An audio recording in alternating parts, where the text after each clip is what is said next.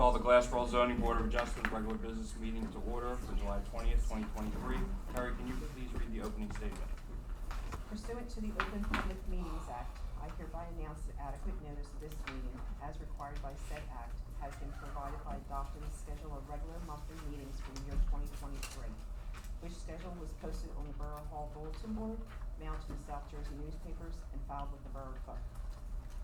Everybody please rise and salute to the flag.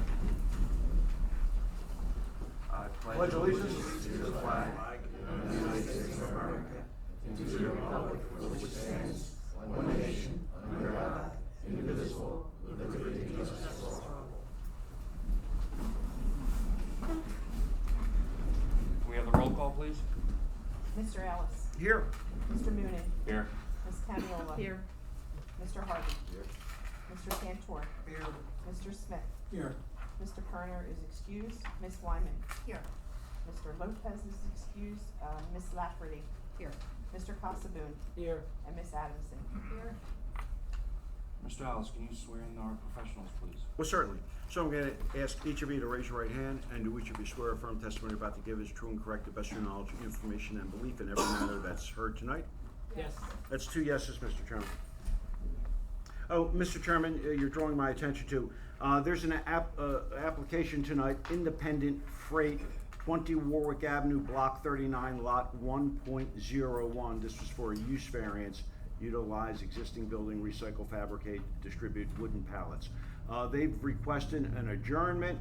This matter will be adjourned to the next meeting date being August 17, back here, this room, 7 p.m. So if you're here on that matter, there'll be no further notice given. If you received the notice, you're not going to get another one, so you need to come back here. Is there anybody that actually is here for that application? It appears not, but we've made the announcement. So thank you, Mr. Chairman. All right, everybody has the copy of the minutes. Are there any questions, comments? All right, do I have a motion to approve the minutes? Move we approve the minutes. Second. All in favor? Aye. Opposed? So be it. All right, we all have a copy of the bills. Move we pay the bills. Second. All in favor? Aye. So be it. We have any incoming and outgoing correspondence? Everybody should have received the Sickles letters for the Burger King and for the Devon self-storage. They were just more information that the site plans were approved and distributed out to everyone. Is there anybody from the public that would like to speak on a non-agenda item only? No? All right. Our first applicant is ZB 23-07, Vision 214 High QOZB Inc., 214 East High Street, Block 33, Lot 8. It's in the Zone I-1. Use variance to permit construction of a 3-story, 115,542,000 square foot self-storage facility. You're up. Good evening, ladies and gentlemen. My name is Kevin DeDuke. Thank you for the opportunity to appear again before this board. For the record, my last name is spelled D-I-D-U-C-H and pronounced DeDuke.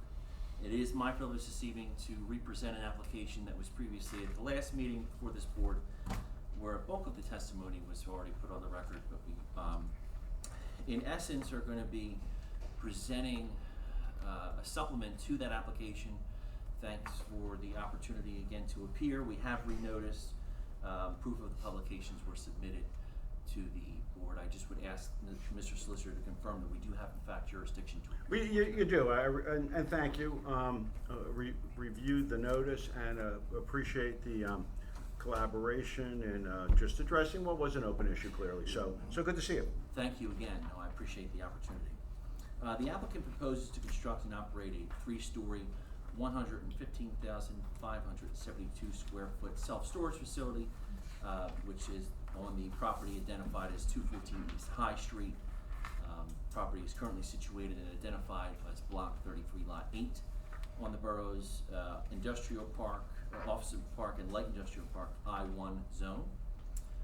The applicant this evening is seeking variance relief in 4 different fashions. The first of which is a variance for a lot width of 92 feet where 200 feet is required. Applicant is also proposing a floor area ratio of 46% where a maximum of 30% is permitted. The applicant proposes a building height as well of 40 feet where a maximum of height of 30 feet is permitted, and in seeking relief from section 107.54K of the Borough's Code, the applicant proposes off-street parking for 8 spaces where a minimum of 28 spaces are required. We do have testimony from our professionals. I would ask that they step forward and be sworn in for the purposes of the testimony. The first of which we would call on is Mr. Eric Littlehouse from Consulting Engineering Services, You want us both to swear? and Ms. Leah Bureau as well as our professional planner. Sure. So I ask each of you to raise your right hand. And do each of you swear a firm testimony about to give us true and correct, the best of your knowledge, information, and belief? I do. That's 2 yeses, Mr. Chairman. All right. Okay, thank you very much. Mr. Littlehouse, would you like to go first and take it away, sir? Yeah, absolutely. So the 2 plans you see in front of me, we marked last time. The one on the right, the rendering picture elevation, we marked in as A1. The rendered site plan with the aerial in the background, we marked in as A2. The site plan, I'm going to go through the general premise of the site plan. Obviously, we're here for a use variance, but we have a single driveway access off of High Street. That driveway up into the front of the building is a two-way driveway access, and then circulating around the building is a one-way access around the building. That's access to the first floor storage units, and at the rear and front of the building, there are entrance ways to go in the building, utilize the elevator, and get to the second and third floor. The proposed development is going to be designed per the new NJDEP PAC regulations and also the Glassboro ordinance regulations for stormwater. We'll adhere to all those items. We're currently proposing 3 stormwater basins, a large one at the rear of the property or plan east, a smaller one just off the building, plan west, and one out near the driveway entrance to High Street. So, if I may, Counsel, Yes, this is please. A1 that was published at the last A1, hearing?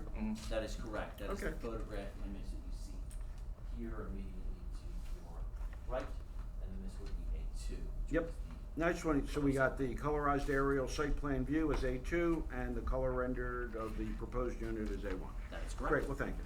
Thank you. So, general use of the building, customers would come in, obviously, once they rent it, they would have access to a keypad, the keypad would get them into the gated area. 3 sides of the building are fenced in, the entrance gate, exit gate, and also to be a keypad on the door to get them inside the building. The proposed fence we're proposing is a 6-foot-high fence around the 3 sides of the building.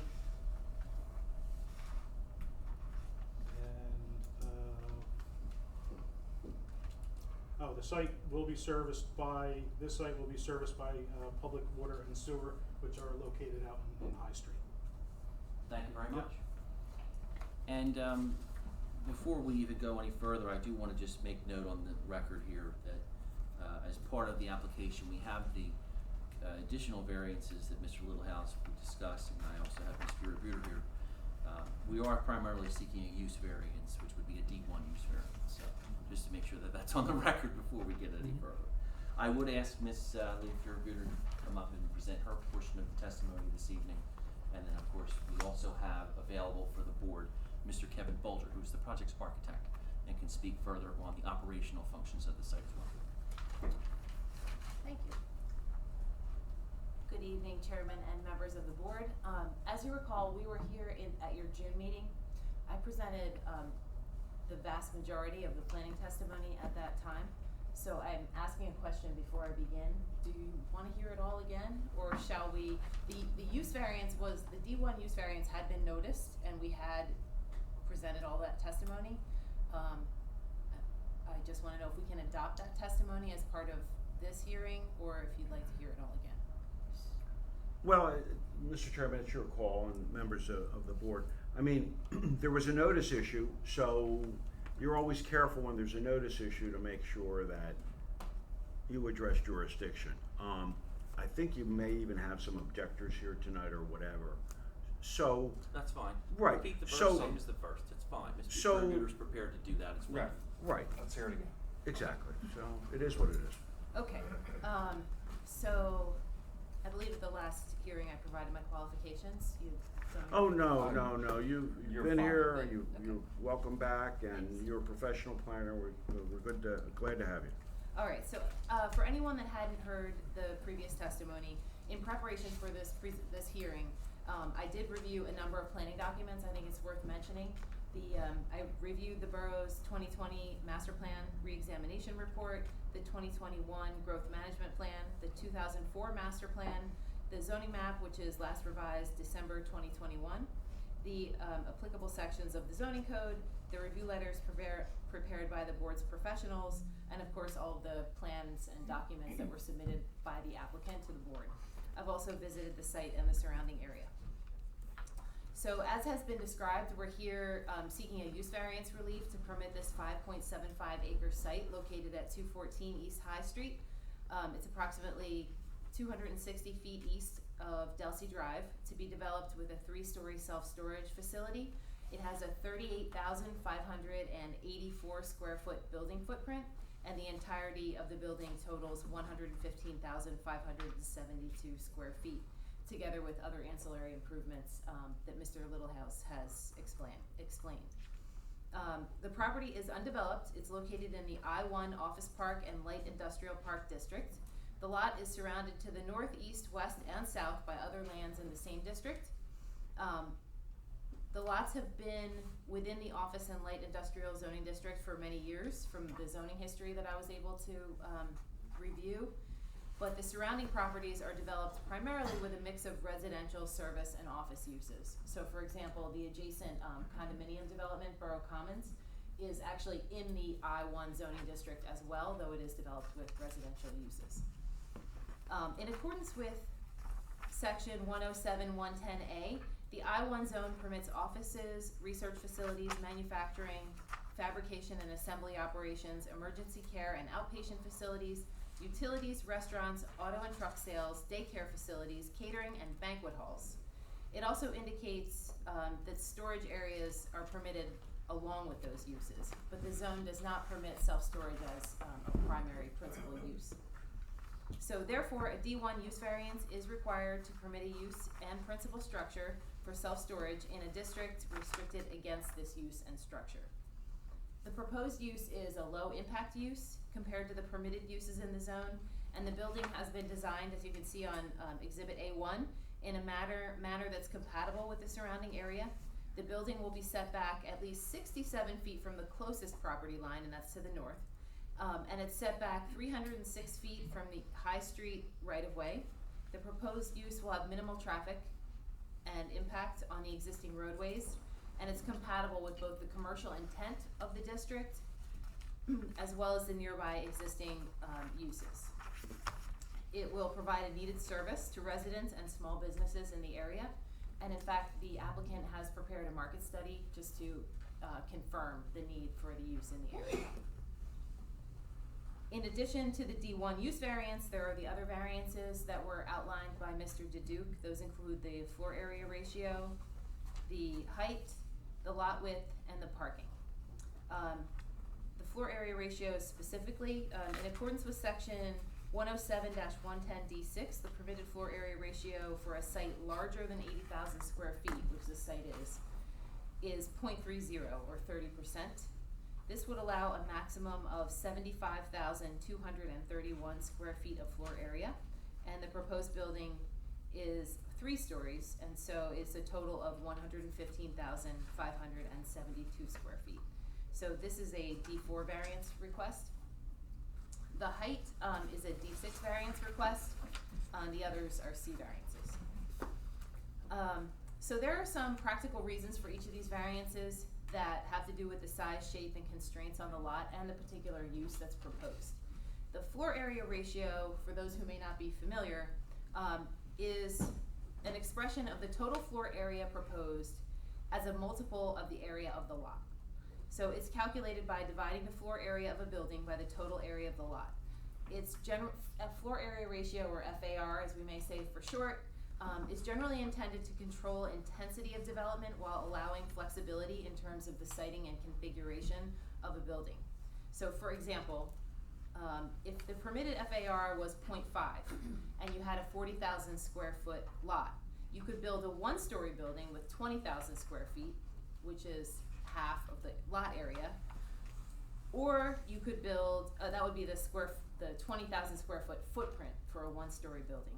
Or you could build a two-story building with a 10,000 square foot footprint. So same amount of building area, just in a different configuration. In a suburban context, the floor area ratio typically assumes that there are large expanses of parking that go with the use, because we typically have, for offices, for example, of 4 or 5 parking spaces required per 1,000 square feet. So with the building area, you need to also accommodate the parking lots, the stormwater management, and all the other facilities that go with the site. In this case, this particular use does not require much parking, and therefore more of the site may be used for building floor area without exceeding the maximum total impervious coverage. So this is demonstrated by the site's compliance with the total lot cover requirements. The permitted lot coverage is 60%. That's for building and pavement together. The applicant's proposal is for a total lot coverage of only 34%. So while there is an increase in the floor area ratio, there's more green space on the site than would be required. The site is a flag lot, and it is lined by other commercially zoned properties along High Street and Delsey Drive. The proposed building is set back 6 times the required front yard setback, which mitigates the impact of the building height from the street. A building at conforming height would not include enough storage units to make the project viable from a financial standpoint. Considering the low impact nature of the use, the additional height doesn't have a significant impact on the intensity of the use. Meaning the additional employees, there won't be any as a result of the increase in floor area ratio. The additional traffic into the site will be minimally increased by the additional floor area ratio. And the additional general activity at the site resulting from the additional height and floor area ratio will not have a significant impact on the surrounding area. Additionally, regarding the 40-foot building height, the required side yard setback for the zone is 25 feet. The proposed building is set back 97 feet from the easterly property line, which is shared with the Borough Commons property. So almost 4 times the required setback, and that serves to mitigate the increased height to a certain extent. The additional setback also won't be fully disturbed, so there will be about a 60-foot buffer area that won't be disturbed in that vicinity where the existing mature trees can remain. The floor area and height are akin to conditions, so in my mind, the justification has to demonstrate that despite this nonconformity, the site can accommodate the proposed development and the adverse impacts can be mitigated. So for the reasons I just explained, I believe they can be. The lot width variance is an existing condition that just results from the odd shape of this lot. The site widens significantly at about 180 feet back from East High Street, and then the lot well exceeds the required lot width. And then the parking needs are specific to this use and make sense given the function and operation of the facility. So while it's not permitted in this location, we believe the proposal for the self-storage facility is ideal for this location and appropriate for the area, and that it's generally consistent with the overall intent of the borough's master plan and zoning, which is already commercial for this area. The site has proved difficult to develop. There have been past proposals for development of this site that haven't come to fruition. And the applicant believes that the proposed use is ideal for this challenged site. So we believe that our testimony affirms, and we hope that you agree, that the proposed self-storage facility is compatible with the location and can be developed and operated in harmony with the existing uses in the area. It will make efficient use of a currently underutilized property, and it'll make high-quality storage space available to residents and businesses already in Glassboro or that may come in the future. And of course, as you know, for a D variance, the board must consider the positive and negative criteria. For the positive criteria, you have to evaluate whether we have proved to your satisfaction that there are special reasons for the board to grant the requested relief, showing that the site and the use are peculiarly fitted to this particular location. This requires that we demonstrate that the site is particularly suited to the proposed use and the proposed structures, and that special reasons exist for the grant of the variances. Special reasons are defined by the purposes of zoning, and the proposal will promote their general welfare and advance the purposes of municipal land use law and the borough's master plan and zoning ordinance.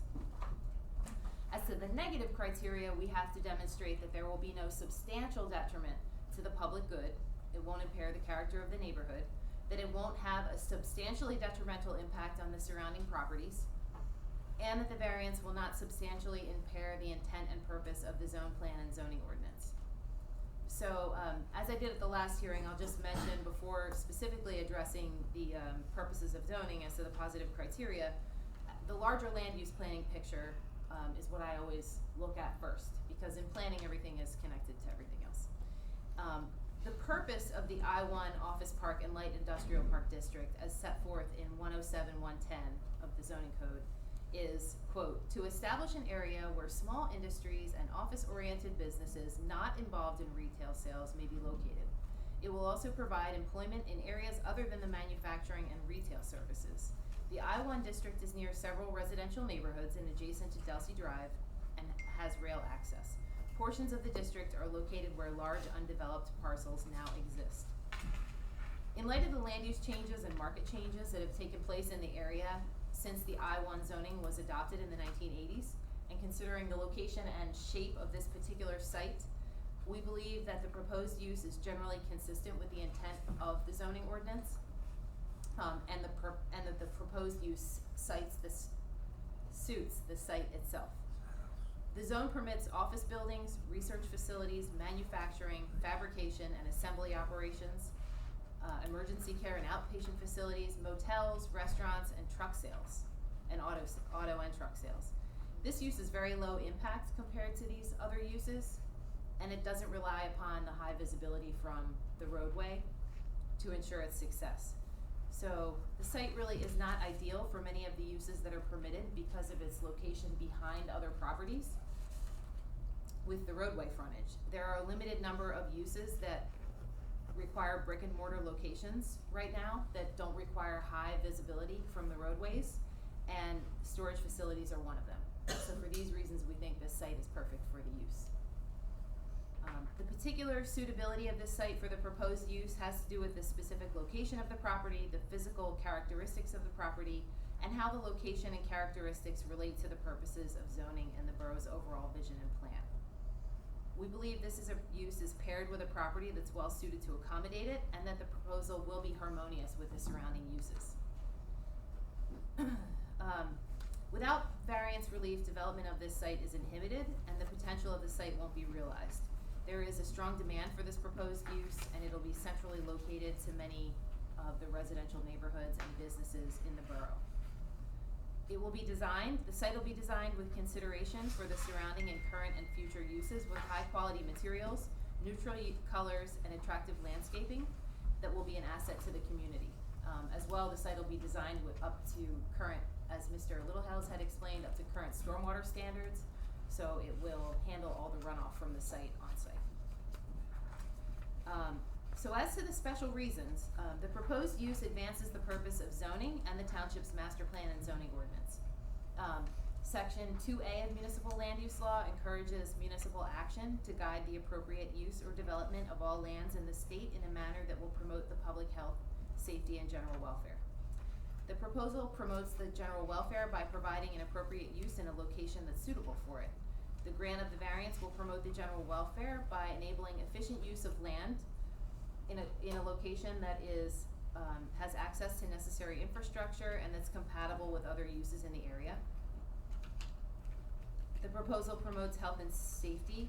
The storage facility will not produce any noise or pollution. The lighting will be limited to what's needed for safety. Traffic will be light, especially during the week, and the site will be secured and monitored. Also, Section 2D, to ensure that the development of individual municipalities does not conflict with the development and general welfare of neighboring municipalities, the county, and the state as a whole. The site is in the western portion of the borough, in close it's not actually in the western portion. of the borough. It's more in the central portion of the borough. There is a lot of existing and historic development in the area, which has been increased with the growth of the university.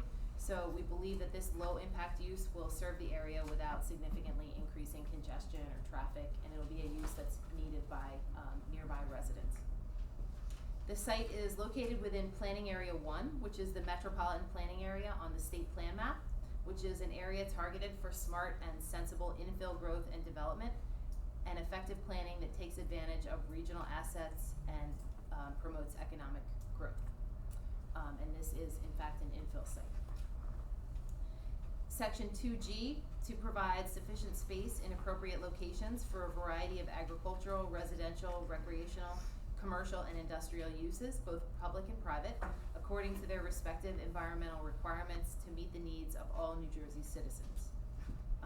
The borough has districts that conditionally permit warehousing and storage, but those are primarily intended to accommodate light manufacturing, warehousing, and wholesaling, as well as contractors' yards, machine shops, auto body, and the like. Self-storage facilities are not actually permitted in any district in the borough.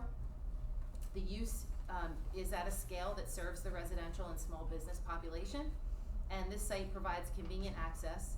It won't measurably impact any residentially zoned areas, and it won't undermine the intent of the borough's master plan. In developing a master plan and zoning regulations, it's really impossible to anticipate all the market changes and the various economic and operational changes that may require creative responses over time. It's also not possible to do an environmental assessment of each property when doing the big picture planning. So this proposal will allow for the development of a commercial use to serve the residents and businesses in a low impact way, while respecting the wetlands constraints, and it'll increase the borough's rateable base, contribute to the local economy, and improve stormwater control. And then lastly, to section 2I, to promote a desirable visual environment through creative development techniques and good civic design and arrangement. The proposal will enable the construction of a new building on this challenging commercial lot. And as shown on the building renderings, the building design will be designed with clean lines and neutral tones, and it will not inhibit the use of the properties fronting along High Street and Delsey Drive. I would also note in looking at A1 that we have, it shows a sign on the building, but I think I mentioned at the last hearing that because that sign will be visible, the applicant does not require the sign on the building. They would just, at the time of site plan, they would request a monument style sign out of the entranceway. So as to the master plan and zoning, not only will the proposed use not impair the intent of the master plan and zoning ordinance, but it will advance some of the goals and objectives in the master plan.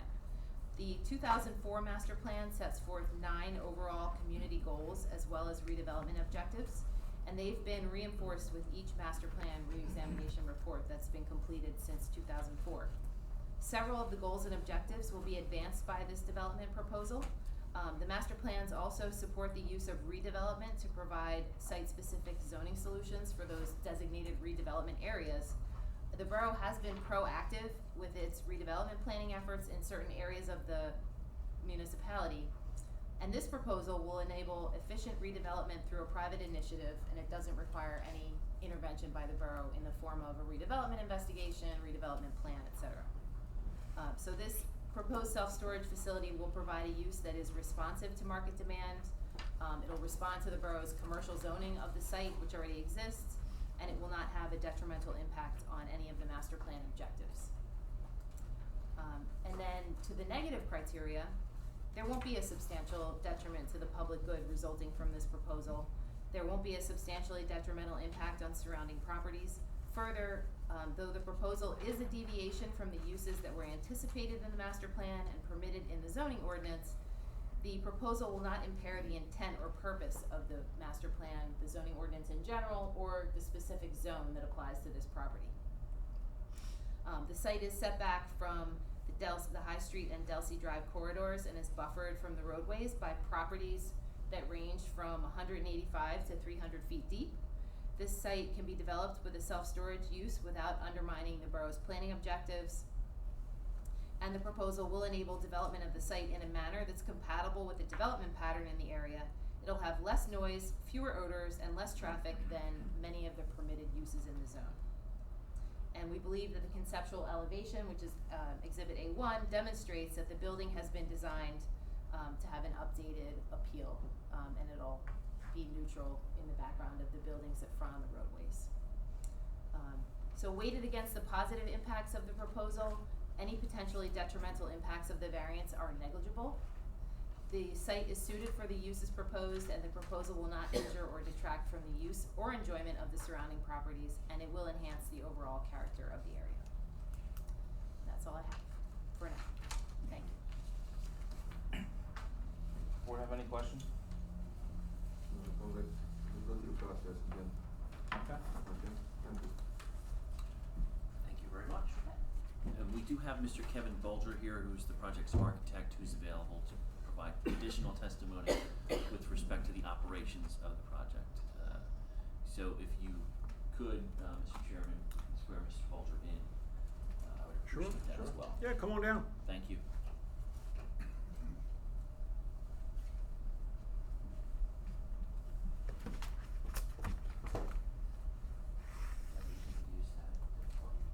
Yes. I want to ask you to raise your right hand. Do you swear or affirm testimony about to give us true and correct to the best of your knowledge, information, and belief? Yes, I do. All right. Your name was spoken in hushed tones, so can you tell us? I will speak up. I so apologize. So, my name is Kevin Bolger. I'm here tonight to testify as an expert in self-storage operations. Kevin Bolger, B-U-L-G-E-R. Thank you. And you're on, you degreed or? Yes, I'm gonna give you all that. Oh, Okay, good. there's more. Okay, okay, Sure, okay. sure. So, I work for Perry and Patrol Architects, and I'm the program director for all our self-storage clientele. I am a licensed professional planner and a licensed landscape architect in the state of New Jersey, but I will not be testifying in that capacity tonight, only as an expert in self-storage operations. In that regard, I began my career in self-storage as Director of Acquisition and Development for Public Storage. Most of you will recognize, and they're widely known as the largest owner and operator of self-storage facilities in the country. Thereafter, I was retained by Simply Self Storage, who at the time was owned by Brookfield Properties, and I was their preferred site development consultant in the Northeast. Since then, I've provided self-storage development consulting services for a variety of self-storage owners and operators such as CubeSmart, Extra Space, StoreQuest, as well as a number of independent owners and operators such as the applicant here tonight, who hire me and retain me for my expertise in operations and self-storage design. So with that being said, I've also testified in New Jersey and elsewhere as a self-storage expert in self-storage design and operations. And how many years you been doing this? This is just a self-storage piece? 8+ years. 8+ years, and about how many clients, more or less? Over a dozen clients and several dozen self-storage facilities. All right. Well, Mr. Chairman, I believe this is our first self-storage expert. Yeah. So, All right. welcome. So, if I could be an expert in something. No, it's wonderful. Okay. So, because of that, I was hired at the outset of the project, and I've worked for this applicant before as well. I'd like to maybe offer a little bit of quick background in self-storage product design and so forth, whatever. There's basically 3 types of self-storage product. The first type is the single story, where there's multiple buildings. It almost looks barrack style. Driving around the market here, there's a lot of that. The second type is the multi-story type of building, where it provides all interior access, and there are times where it provides exterior access around the outside. And then the third type is a hybrid, where you have a multi-story building in the middle and separate buildings in and around the outside. This is the second type. It's multi-story, it's 3 stories. It has mostly interior access units, but it also has exterior drive-up units around the outside. So that's what we're proposing here. There is a 4th type, which we're not proposing, and that's strictly the outdoor storage of boats and recreational vehicles and so forth. And we're not doing any of that, and not proposing any of that. Okay. As far as the site plan design goes, we worked with the owner and the civil engineer right from the get-go, come up with what we think is the most efficient design from a self-storage standpoint. In that respect, I believe we came up with a design that really meets industry standards in a lot of ways. And if I just to interrupt you just a brief moment, for purposes of the record, Mr. Solicitor, I would submit the document that's up on the easel as Exhibit A3, which would be A3? site plan application, site And- plan design rather. And A3 is titled what? We would consider that the site plan, what's the phrase for it? The site plan. Which one are we looking at? The one that you just brought. The, That's floor plan layouts. floor plan layout. I Alright. apologize for that. Oh. Floor plan layout. Floor plan layouts, there's 3 floors, and then behind that is the black and white elevations of that pretty color rendering there. I brought them just because we have them, but all intents and purposes, we'll be looking at the prettier color rendering there. So getting back into the self-storage design, like I said, I worked with the owner and we worked with the civil engineer to work out a design that works very effective and efficiently from a self-storage standpoint. Mr. Littlehouse did speak about the nuts and bolts of it for the most part, but to get into more of the detail of it, it's very well designed. You come down the main driveway, right away at the corner, you have the office there so people know exactly where to go. You park right there. Right next to that is an interior 2-bay loading area. So it's interior, so it protects people from the elements. From that point, there's a 1-way drive all the way around. There's a secondary entrance at the rear of the site.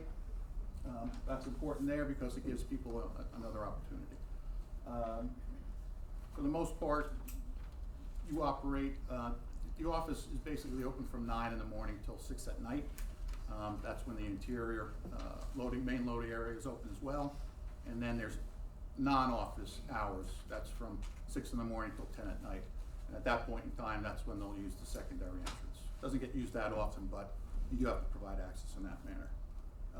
The driveways are industry standard or better. You have 24-foot driveway in front with parking. You have 26-foot wide driveways all the way around. On the rear end, you've got, and it's all one way, and you have a 20-foot driveway with a 10-foot loading area for the secondary off-parking area. So the loading, the circulation, number of parking spaces, all meet industry standards, very, very sufficient for the proposal that we're doing here. As far as security goes, from an operations standpoint, the intent is for the owner to self-manage and self-operate this facility. When you go in there, you'll have a basic office. People can come in and you can sign up right there. But it's important to know that in this day and age, most people will sign up online. So once you become a customer, whether you drive in or you sign up online, once you become a customer, you can bypass all that and you can go right into the loading areas, right into your storage space. As far as the number of employees, basically there's going to be about 2 to 3 employees. You'll have 1 during the day, during the weekday. You'll have 2 on the weekends where it's a little bit busier, and then you'll have a roaming owner or manager that comes periodically. As far as refuse and recycling, this is like it's carry in, carry out. Okay, the customers are not allowed to generate refuse or garbage. It's written into their lease, much like a carry in, carry out park, and that's enforced by the lease. And you say, well, how are they going to enforce it? Well, we get into the security aspect of it, and this is going to be a state-of-the-art facility. It's going to be very modern. You're going to have security cameras both internally in all the common areas, all the corridors, all the stairwells, all the loading areas. You're also going to have security cameras exterior, keep an eye on things. And it's going to be remote activated.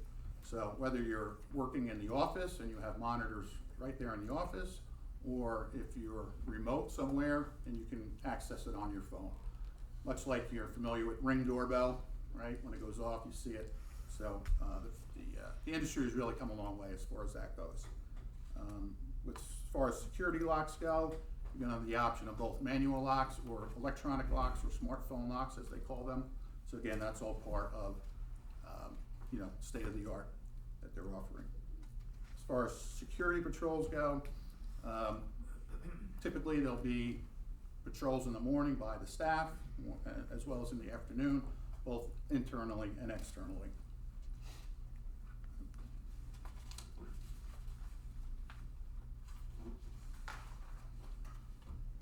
And as far as the size of the building goes, I think it's sized to meet the market. People may look at it and say, well, that's a real lot, but if you do the real quick analysis of it, at 100% build out, that's 100%, and it never gets to be 100%, by the way. In the industry, if you're at 95%, that's considered full. The national average right now is somewhere between 93 and 95%. But for purposes of this analysis, we did 100% build out. And at 100% occupancy on a regular day, you're only gonna get about 2 visits per hour in a 9-hour day. And sometimes we'll double that on a busy Saturday. So you're looking at 4 visits per hour during peak time. So, and that's all pretty standard and common for the industry. And that really concludes my testimony regarding operations. If you need me to talk a little bit more about the building and the architecture, I can do that, but it's pretty much a standard layout, 3 stories, interior loading. And we really try to come up with a design that's pretty appealing, and that's a pretty modern type of design in this day and age. Thank you. Thank you very much, Mr. Bolger. You had mentioned the elevation. I noticed that ground is very, very low. Will you have to come up, when you have to build that ground up? You'll have to speak to the engineer about that. Pardon me? You'll have to speak to the engineer about that. About, you talking about raising the ground? Yeah, because it's so low right now, it's a very low water table, so I'm saying, when you say, talk about elevation of the building, I said, okay, I guess we're gonna have to build that up. You would have to. Well, the speak to- council will handle it. Certainly, we have Mr. Littlehouse here available to answer your question. Okay. Yeah, when obviously we go into the site design, the full design will determine, the water, surface elevation, and to determine if and how much we would need to raise the site to get the building and all the stormwater management and utilities to work.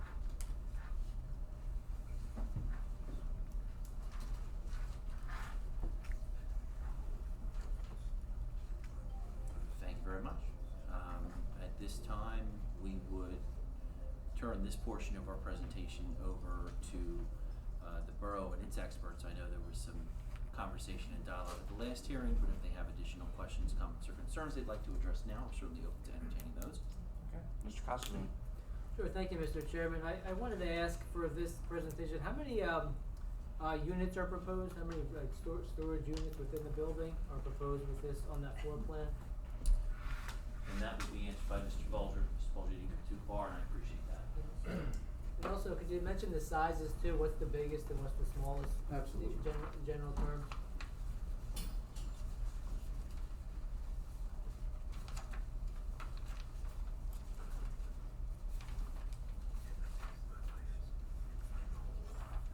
Steve, do you wanna see this further? You wanna bring it over No, to me? I have a copy of it. I just wanted to give the numbers. So it's only preliminarily laid out right now, but usually it stays at least 90 You're an yards. expert. Yes. Come on.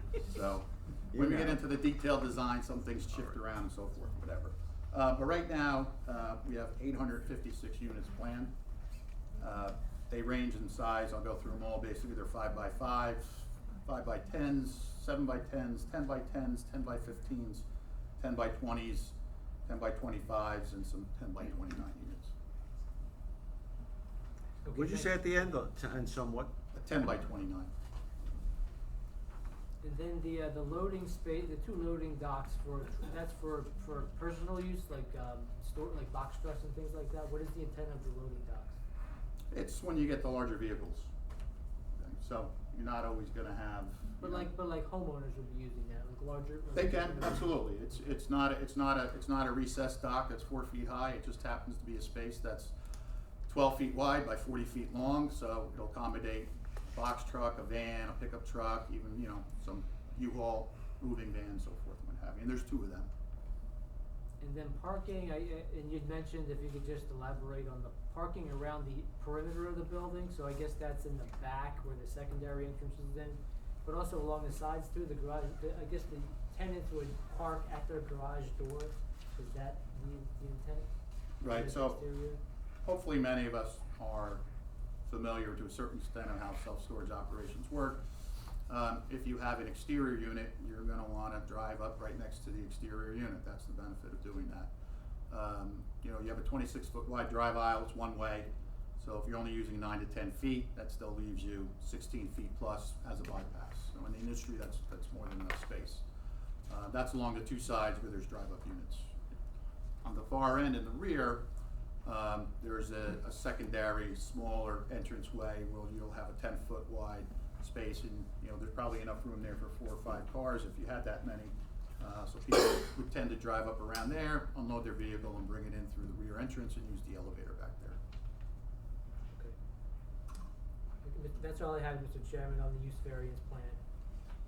Just one point of clarification, if I may, Mr. Bulger, would you suggest to the board that the larger sized box trucks that would use those loading docks are consistent with the 2 to 4 car average? Oh yes, absolutely. So any type of vehicles that come in, it's all figured into our analysis for number of visits, you know, per day, per hour. Thank you. Ms. Adamson?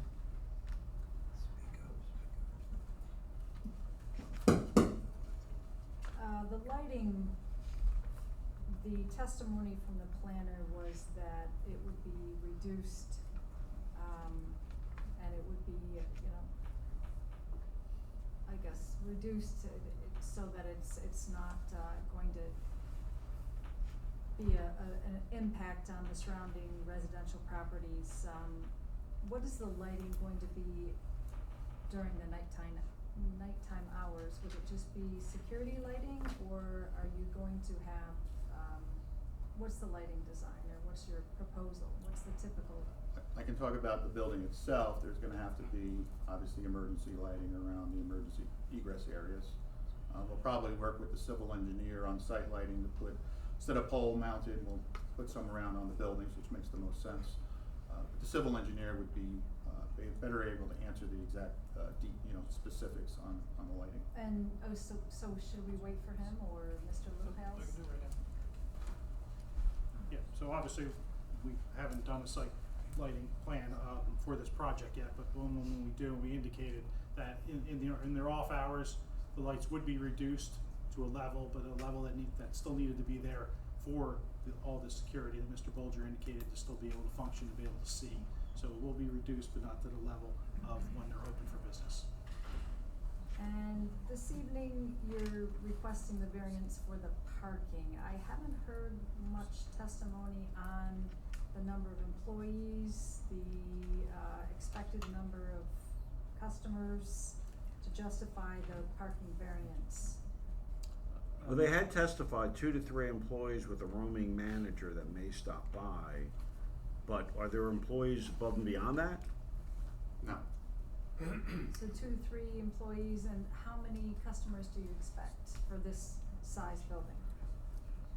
Yep. Yeah, just recalling back, so when I said 2 to 3, it's because I'm trying to capture all of them, right? So during the weekday, you're only gonna have 1. And then on the weekends, you're gonna have 2. But then there's always a roaming person, right? So that captures it, that's why the 2 to 3 range.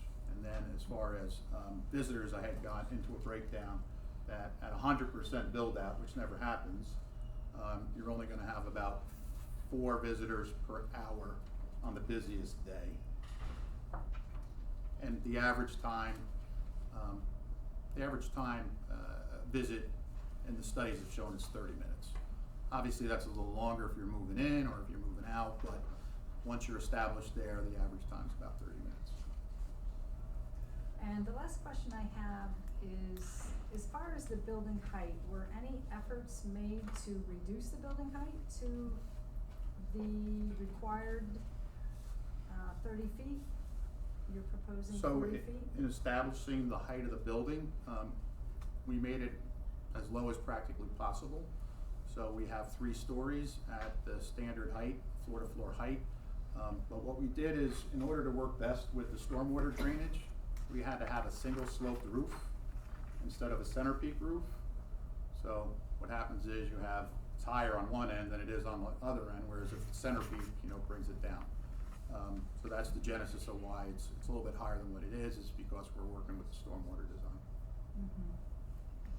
And I have some comments on loading, and parking. Those are more site comments, and we'll discuss those at the time of the site plan. As far as buffers, I do believe at the last meeting, the applicant provided testimony that 50 feet is going to be maintained of wooded area between the, looking for, I guess between the, property line that borders the Borough Commons development. So 50 feet of wooded trees are gonna remain there between the property line and the curb line of the Yeah. development? That is correct. Okay.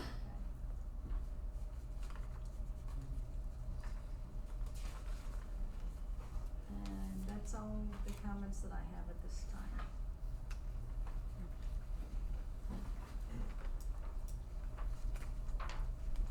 Thank you very much. Appreciate everyone's time. At this point, we would conclude our testimony and open it up to the board for its portion of the program. Any other questions before I open up to the public? You mentioned about the water basins. I'm trying to identify just where the water basins are. You mentioned that you got 3 water basins, which is supposed to help, with the water issue. Yep, our large basin is located here to the rear of the site. So Borough Commons is up to the top. It's the general wooded area, the wetlands area. We have our larger one up against the wetlands area. We have a small one off the front corner of the building, and then our third one's up here, out by Delsey Drive, to handle the water for our main driveway coming in. So the wetlands have been identified by the state. We have them flagged out, and we have a permit into the state to determine the LOI for that, letter of interpretation.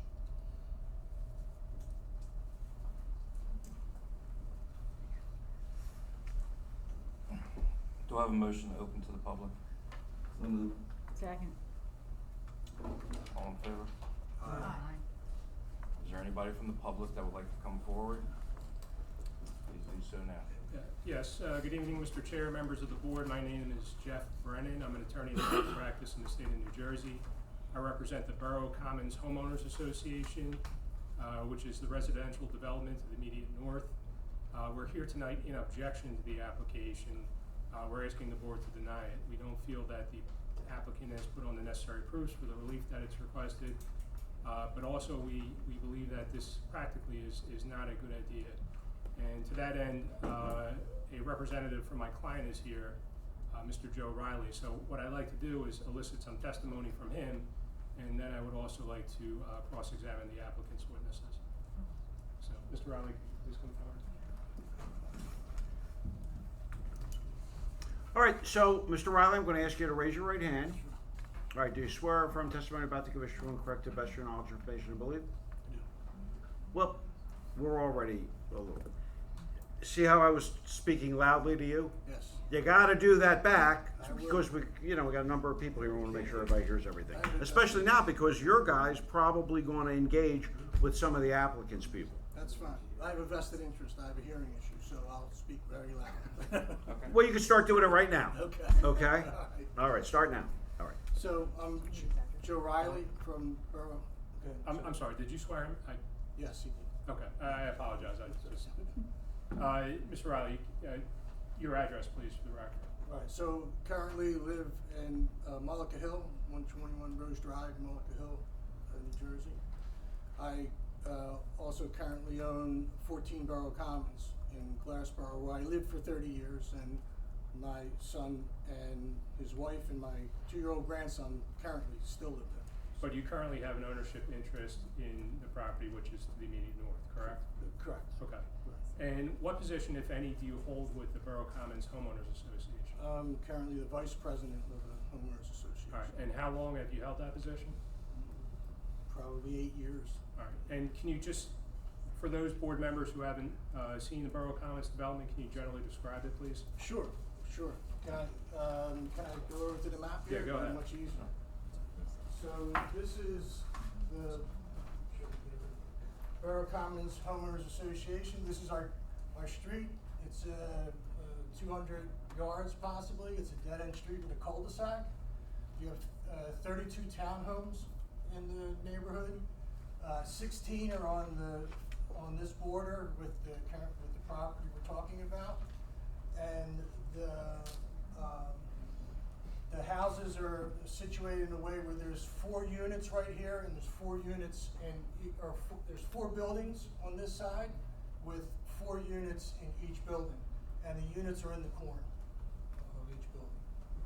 And Mr. Riley, does the association have concerns about this application? We do. Can you please articulate those to the board? Sure. So we have basically 4 concerns. The first is the building height. It's a big building. And the proximity to our houses. Type of noise that noise that the type of business like this will create. We also have some of our people have some concerns about trash in the neighborhood and extra traffic on our street. All right, so why don't you go ahead and expand on some of those concerns, because you went through them quick. So right. I heard you articulate the first concern of height, correct? Right. So height, I mean, I'm hearing that it's not the eyesore of a 40-foot building was kind of minimized by getting it off of 322, and it's not an issue at the intersection of 322, but pulling it off the intersection turns into an eyesore for our neighborhood. I mean, it's 40 foot high. And the way our buildings are configured, again, there's a unit in each corner. So all the buildings, all the units, the 8 units on this side, have 2 windows in each unit, one on the first floor and one on the second floor. The second floor window, our houses are only 23 feet high. The second floor window, everybody has the same size second floor window, and it's a little, it's about 5.5 by 3.5 foot window. The top point of the glass in that window from outside is 16 feet off the ground. So if my math's right, that's 24 feet below the 40-foot building that's going to be less than 100 feet away. So the buffer area, from what I'm hearing, is 50 feet from our property line. Our houses on the property line, there's only it changes in here, but the buildings are basically right almost on the 10 foot to 15 foot off the property line, right here. And then we're talking, there's going to be a 50-foot border, which I think, if I counted the tiles right, this is a 60-foot room from that wall to that wall. So you're talking about a 50-foot border. Wait. Okay. Did you measure it? I counted the tiles, they're 2 feet apiece. I can count them real quick again. Roughly, I'll say. Why burden us with measurements from this room? If you have measurements in your mind that you want to share or publish to the board, just tell us what those measurements are. Okay, so that's up to each individual to. fair enough. Okay, so this building right here, I know from our property line to our building is 12 feet from the fence to the wall. Okay. What I'm saying is, I didn't go on their property and measure, but I'm being told that there's going to be a border of 50 feet. We just heard that, right? And I'm just saying, this room is roughly 60 feet from that wall. Well, you're doing it just again. to give you an idea, right? So, Right. So just talk about the fact that 50 and 12 right. is 62. Right. So leave it at that, and then we know 62 is in your mind. Fair enough. I'm sorry. There I you don't go. do this that much. I apologize. So the buildings. My point is that the building's much higher than our houses and the windows.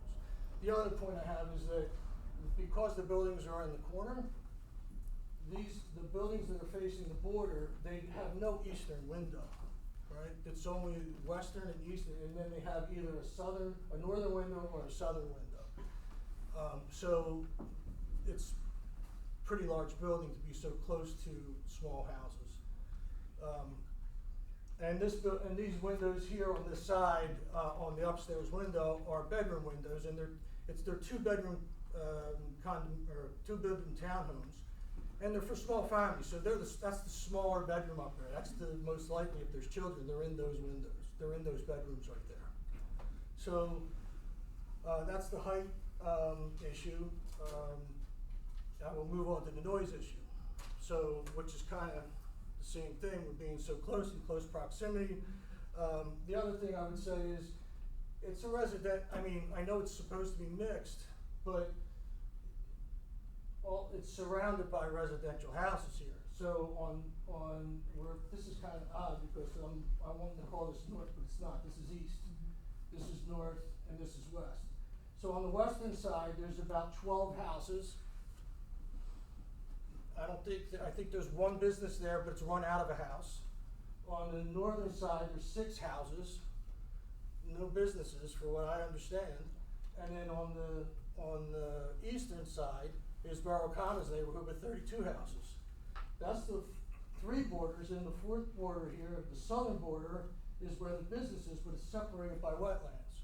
So technically, it's completely surrounded by houses. So that said, the 32 houses here,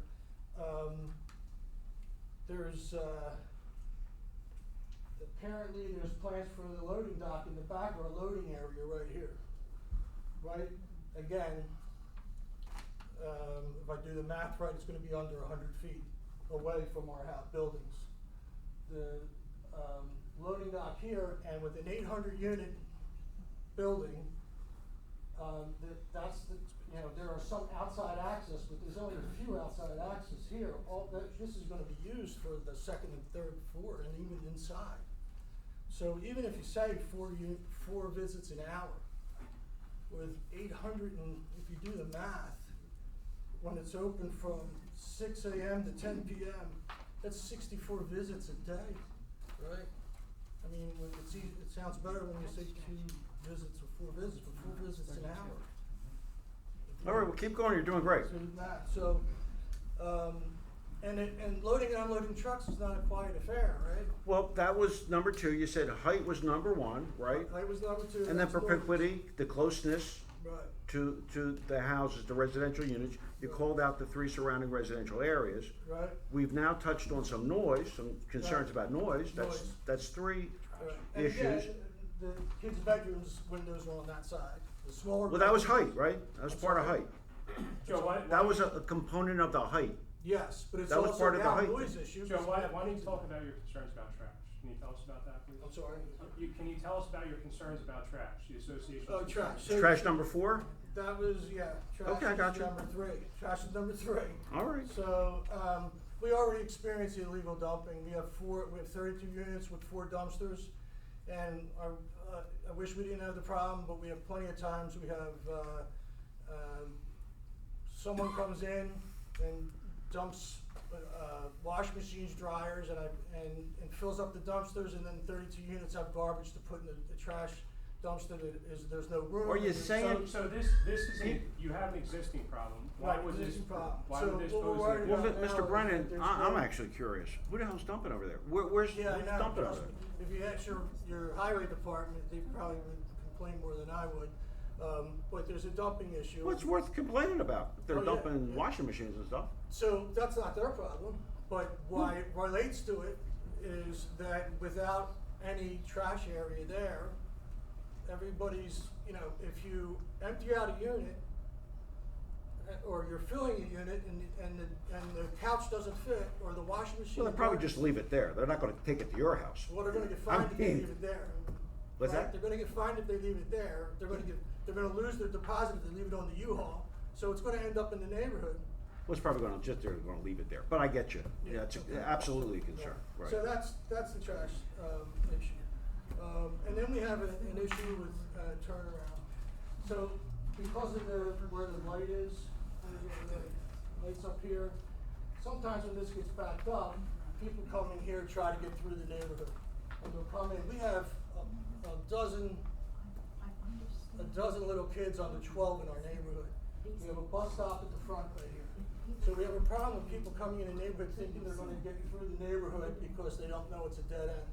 We had a dead end sign up for a while, it still didn't help. They come in, they realize they were already late because they tried to cut through the neighborhood. and then when they realize there's a cul-de-sac, they speed out of the neighborhood. Why is that an issue here? Because with this being so close to the intersection here, when this gets backed up, especially trying to get out with a truck, it's only human nature. I've seen people do it all the time. They make a right and they come through our neighborhood and turn around and come back. That was another concern from somebody and a few people in the neighborhood, was the turnaround issue. So, and that's what I have. Okay, now, Joe, I just wanna make sure you understand, and the association understands that even though the subject property is completely surrounded by residential development, this is an industrial zone, correct?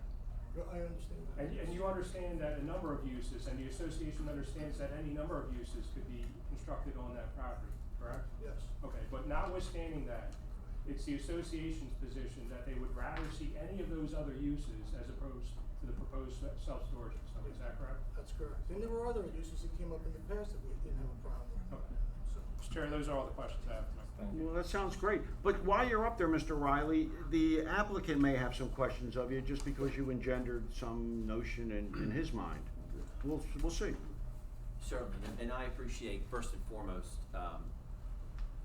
Mr. Riley, myself personally and my applicant, we respect the passion for which you speak. Obviously, you're speaking as a concerned citizen, not just as somebody who's coming in to stick their foot in a good idea. That being said, I would just try to address some of the concerns using the testimony of our professionals so that we can alleviate some of the angst that comes with a project like this and potential development at the site.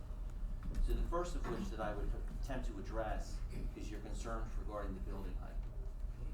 You mentioned in your portion of the testimony that there's no eastern side windows or eastern viewpoint for some of the residences.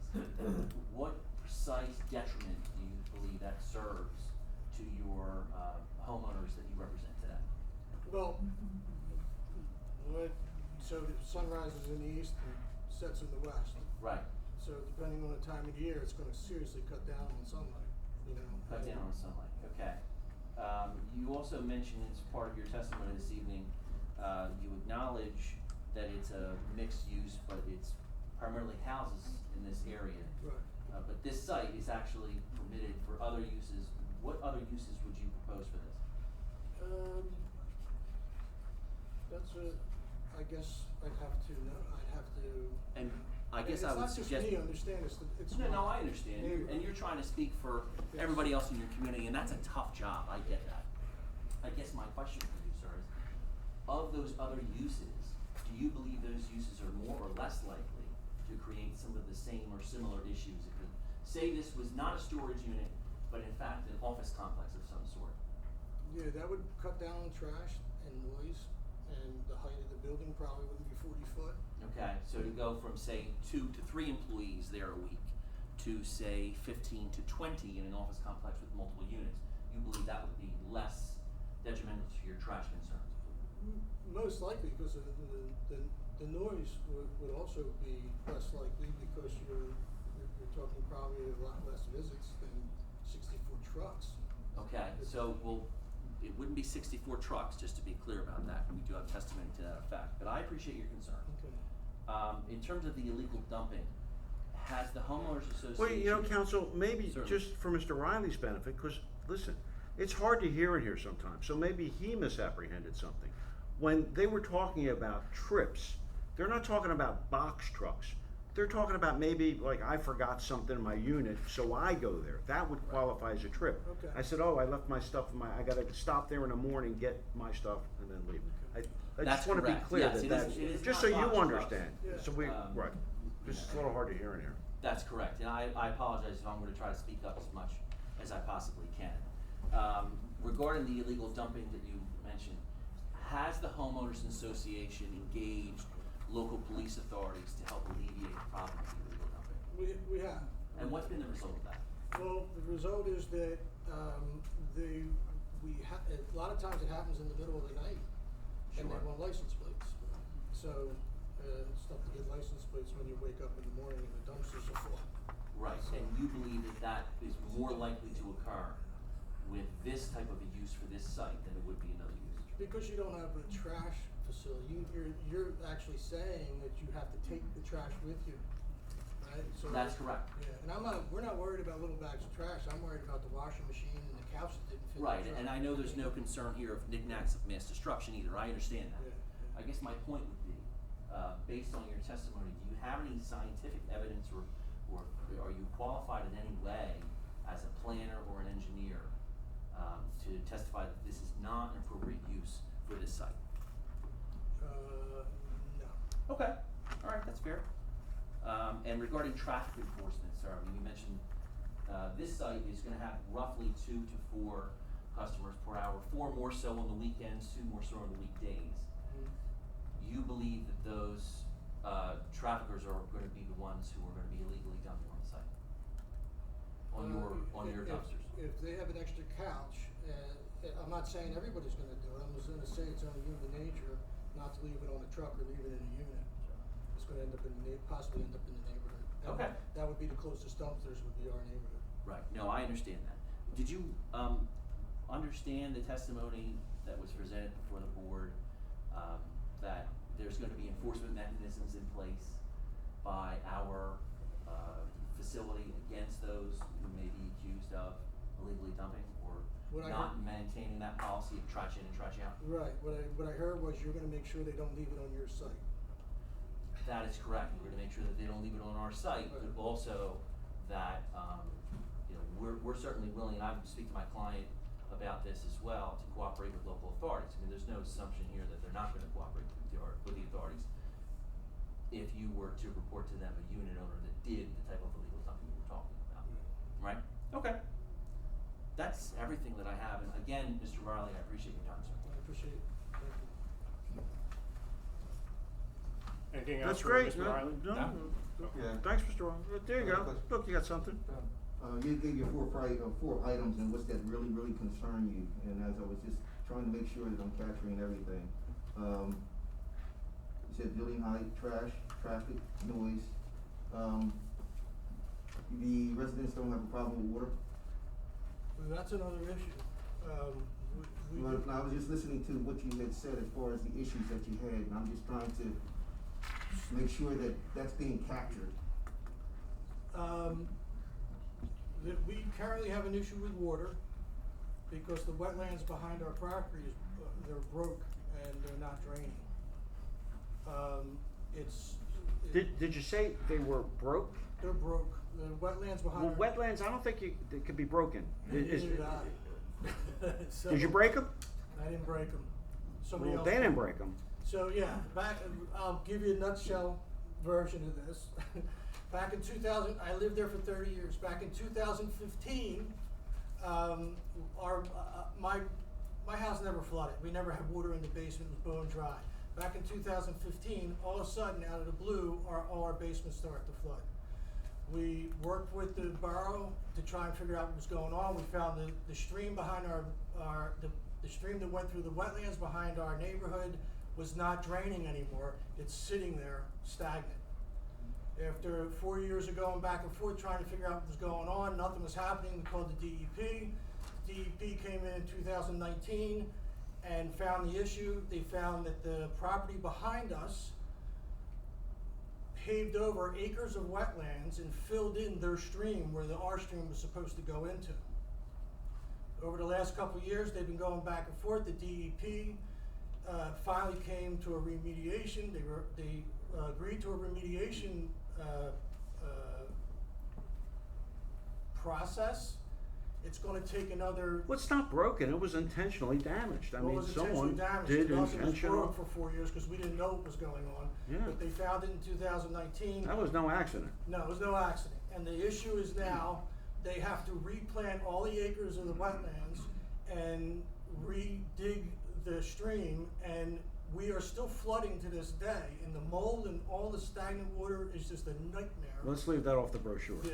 All right. So that's why I said I hear you. another issue. I hear you. It's not gonna be fixed for a few years, they're telling me. And is it one of your concerns, among others, that the proposed development is gonna create additional impervious coverage and result in excessive runoff to your Yeah, properties? any other water going into those wetlands right now are gonna end up in our basement. Alright. our basements. Mr. Chair, before I start with the cross of the applicant's witnesses, I just want to make a comment. And I know you all understand this because you've been doing this for a long time. But it's not our job as the objector or the neighbor to disprove the applicant's case. It's the inverse. The applicant has the burden of proof.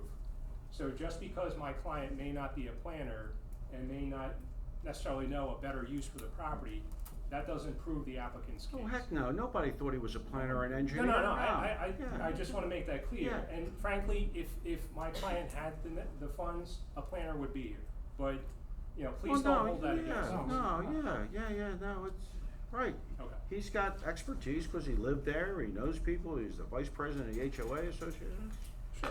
He's qualified to say what he wants to say, within reason. Absolutely, but I just want to make that clear that it's the applicant's burden of proof, it's not ours. Well, he had to to prove ask, the contract. so this way he can eliminate that as a possibility, and the guy's gonna say later, hey, by the Right. way, everything I said, I'm a professional Right. planner, so he Just just so that's eliminate clear. that.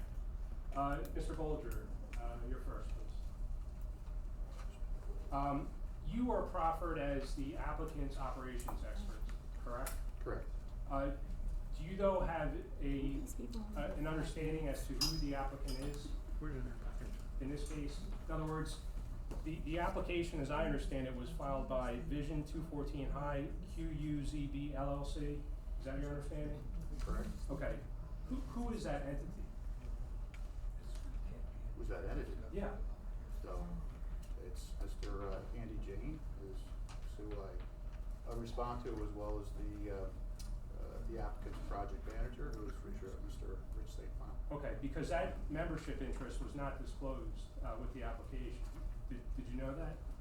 I'm going to object to the form of the question just based on the relevance. It's not directly related to the testimony. Well, actually, under section 48 of the municipal land use law, you have to demonstrate who the members of the LLC are before you can file the application. So I think it's highly relevant. And we certainly did that in presenting the application and requesting confirmation of jurisdiction tonight, so we've done that. I think you did with respect to notice, but I think the record is what it is with respect to. Well, do we know, you want names of people? Do we have names of people and give them the names of people? First and last names actually have Mr. Andy Jane here tonight. Well, then give them the names, so we know. Certainly, absolutely. His name is Andy Jane, or Anuj, A-N-U-J, Jane, J-A-I-N.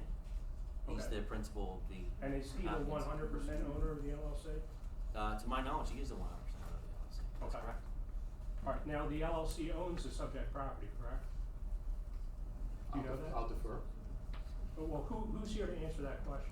Yeah, and I have Mr. Jane here who could answer the question. I just want Okay. to see the relevance of the subject. I don't see where I you're don't see getting where with he's this. going. Are you What- challenging title yeah, what- or ownership? If you just give me a little bit, what I'm going to is we don't know who's gonna operate the site, okay? We've heard a lot of testimony about hypothetically how it might operate, but we haven't heard who's actually gonna be there, who's running the show. Why didn't you just ask that? Yeah, just Somebody ask him. thought you Because might I know in the circle. appreciate that, Ask but them I if have you're to build a gonna foundation flip for the it, you're gonna question. operate it yourself, what are you gonna do? Okay. They intend to operate it themselves. That's it. Okay, so the applicant owns the property, is that correct? That's correct. Okay, and the applicant purchased the property knowing that this use was not permitted by the zoning, correct? That's right. Okay, the applicant did due diligence, correct? Yes, that's correct. Okay, so the applicant just assumed the board was gonna give him a use variance approval? Nobody assumes anything in this world. Okay. No.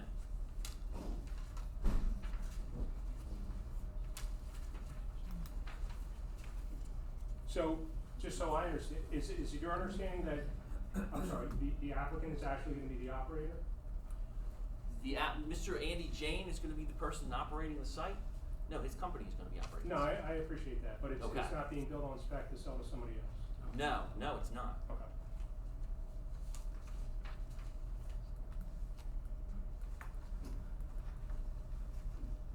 And is there gonna be any restrictions imposed as far as what can be stored in the storage units? Only legal items, and I think Mr. Bulger did testify this evening as to the types of storage facilities that operate continuously and the type of facility this will be. Well, I'm just So we know the asking about things that this- it won't include, so. I'm just asking about this specific facility. This specific site, are you asking for specific items, are you asking for Yeah. grandmom's knickknacks, are you I asking for think couches? the neighbors have a basis to understand, or a fair basis to ask what's gonna be stored at the site. Yeah, Or are there gonna be personal restrictions? items, personal Just items. personal items?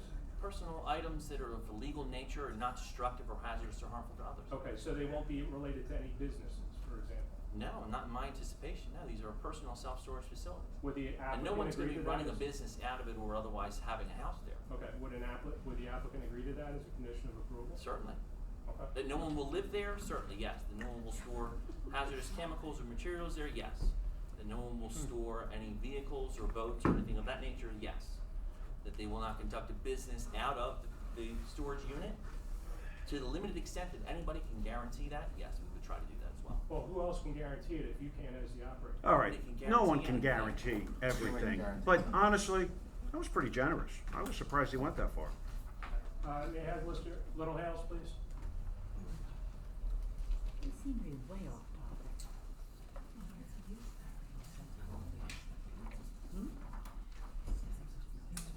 Mr. Littlehales, you would agree that the applicant is seeking multiple C and D variances, correct? That is correct. And one of the variances is for excessive height. That's correct. All right, 30 feet is the permitted condition, 40 feet is proposed, correct? That's correct. Okay. Is there an engineering reason why the building won't work at 30 feet? I'm not an architect, I can't say how the interior of a self-storage unit facility works.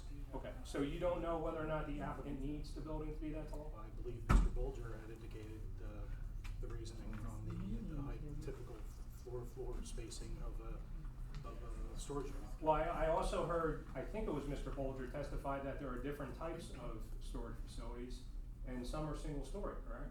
That is correct. Okay. And it's also been told that, for this facility, this is the size that we needed to make this work at this facility. For financial reasons, That's correct. but not to benefit the public. That's argumentative, I'm gonna. Well, of course he's Yeah. argumentative, but he's also, I mean, this isn't a court of law, first off. well, Okay. so it's a somewhat, crazy, but- so it's a hearing, and he's got a right to, Yes, I know he's got a right, but Look, it's he's right got to a ask the client, question once he's or got, once or look, twice. Not for Mr. But each. it's like a Brent- cross-examination. Mr. Chair, Well, that's Mr. exactly Brennan, what it is, yes. Mr. Brennan's gotta make a living, he's here with his client, he's gotta do a good job for his client, just like counsel has to do a good job for the applicant. So, it's part of the process, so he is entitled to ask some questions. Obviously, it gets spirited, you get a little carried away once in a while, but, guys, please. No, that's never Yeah. my intention. First, let's get that clear. In fact, Mr. Brennan and I talked about this morning. It is not our intention in any way, shape, or form to have anything more than a cordial discussion and discord about the application. He knows my client is not here to cause trouble, No, of course and I not. know his client is not here to cause trouble. Of course not. Or hurt anybody or harm Of course anyone, or not. God forbid, cause any substantial detriment to the public good. So, please, now, go ahead, Mr. Brennan, continue your Thanks. testimony. All right, so we talked about the height variance, let's talk about the FAR variance for a second. You would agree that .30 is a permitted condition? So that is correct. And I wasn't clear because when I looked in the initial application, it seemed like .55 was proposed, but that's not what I heard tonight. It's .46? That's correct. All right, and let's just go through for a second, because an FAR variance isn't done very frequently. Can you just explain to the board generally what, and I know Ms. Bruder did as well, but Yeah. what is an FAR variance? Well, listen, he's the engineer, he's gonna defer to Leah Fury Bruder, Well, right as- there. Not as to the technical calculations. He's absolutely tested. Well, we're not qualified. at the technical calculations. Yes, we are. We're at the Yeah. technical No, that just- you're Right, this is. Yeah, if you wanna ask about it, Please, ask the please. planner. That's, Please, let me make a record, please. go ahead, Okay. see what this question is. Mr. Littlehales, can you just explain how the FAR calculation works? You are an engineer. Yep. The area of the 3 floors added together divided by the total area of the lot. Okay, so we know the total area of the lot is what in this case, about 250,000 square feet? Yep. Okay, and Approximately. we know that the proposed size of the building is approximately 115,000 square feet, is that correct? That's correct. Okay, so, and that yields a .46, I think, floor area ratio, correct? That's correct. All right, if the applicant were to conform and do a .30 ratio, what would the size of the building be? It would be 0.3 times 250,000, so it would be 75,000 square feet. Okay, so just to be clear, the applicant is asking for an 115,000 square foot building, when by right they're entitled to 75,000 square feet, correct? That is is correct. Okay. And is there any engineering reason why a 75,000 foot square building wouldn't be sufficient? No engineering reason why. No. No. It's just to make more money, right? Well, That's he's the not argument making that any it's more not money. Mr. Jane is the owner. So obviously, they had testimony that that's exactly why it's that big. For economic purposes. I think Ms. Okay, well, I Leah Fury just wanna make Bruder clear testified to that. You know, that is the basis of these No, I think she requests. testified to that. Okay. I think that was early in her testimony. Yes, it was. All right, now, the last, or one of the last variances, pertains to parking, correct? That's correct. And is it 8 spaces that are proposed? 8 parking spaces proposed, that's correct. All right, and how many are required? Is it 28? According to the calculations, yes, 28 spaces. Okay, and the formula that's in the borough's ordinance, calculates parking dependent upon the size of the building, is that correct? Yeah, correct. Okay, so the parking space deficiency in this case is a function of the size of the building, correct? That is correct. It's also, generally the use of the building and what's been put on testimony in regards to the limited number of vehicles and if that are gonna come to the site. I appreciate that, but that's not my question. I'm asking you what is driving the the parking variance request, and that's the size of the building, correct? No. It's the size of the building and use of the building. So in other words, if you had a smaller conforming building at 75,000 feet, you might not need a parking variance, right? 75,000 square feet, and you only have 8 spaces, we'd still need parking variance. But it would obviously be much less compared to what you need now. That's correct. And that's the definition of a self-created hardship, isn't it? No. That's, or, you don't have to answer that. All right, those are all the questions I have for Mr. Littlehales. Well, thank you. All right, Ms. Fury Bruder, please. Now, you've been doing this for a long time, obviously, right? Right. You understand, do you not, that a use variance is the most difficult type of approval to obtain in all of New Jersey land use law, correct? Correct. It's the only type of approval that requires a supermajority vote, right? Right. And the reason for that is because the legislature made a determination that they would rather see zoning done by ordinance as opposed to variance, correct? Correct. Okay. So with a use variance, you generally have to demonstrate one of 3 things as far as the positive criteria, right? That it's inherently beneficial, Mm-hmm. and you would agree this is not, correct? Correct. That there's an undue hardship stemming from some economic inutility that the property would otherwise fall into, correct? I don't think that applies for a use variance. Okay, well, we'll disagree. And then the third possibility is particularly suited, right? Correct. All right, and that's your case? Correct. Okay. So, as a planner, you have to be familiar with the various cases that were decided in New Jersey courts that interpret the standards that apply to use variance, right? When they come up, I review them, yeah. Okay. So are you familiar with the Price versus Himeji case? It's a Supreme Court case from 2013? Generally, yes. Okay. And generally that discusses what you have to show as far as particularly suited, right? Right. Okay.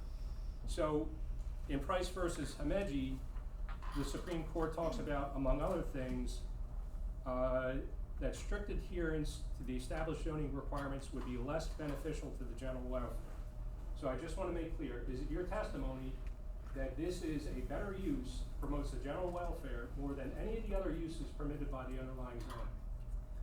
I did testify, and I do believe that this is a better use than many of the permitted uses for the reasons that I did explain. Many, but not all, correct?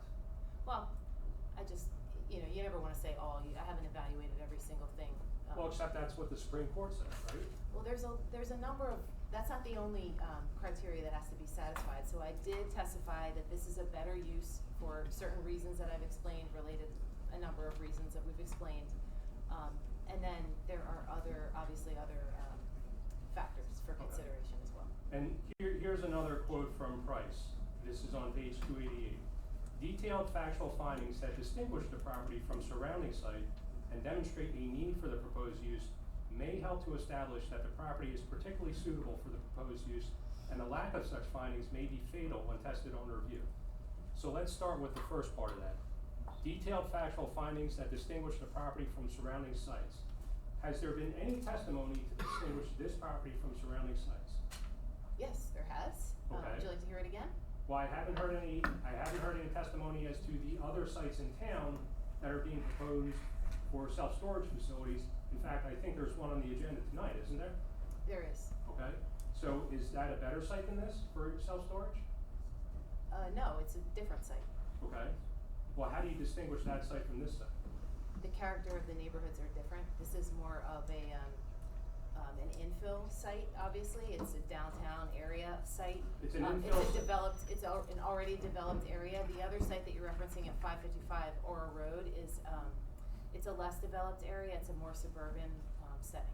Okay, and this site is completely surrounded by residential, right? It's not completely residential. I think that's inaccurate, but it is, there is a lot of residential around it, but there are also some businesses. Okay, well, you've driven that street before, right? Correct. It's residential, isn't it? Borough Commons Street or? No, the three sides of the property, it's all residential. Delcy Drive has a mix of residential and like houses that were converted to some other uses. And then, behind the property, I say behind to the south of the property, there's clearly, non-residential uses.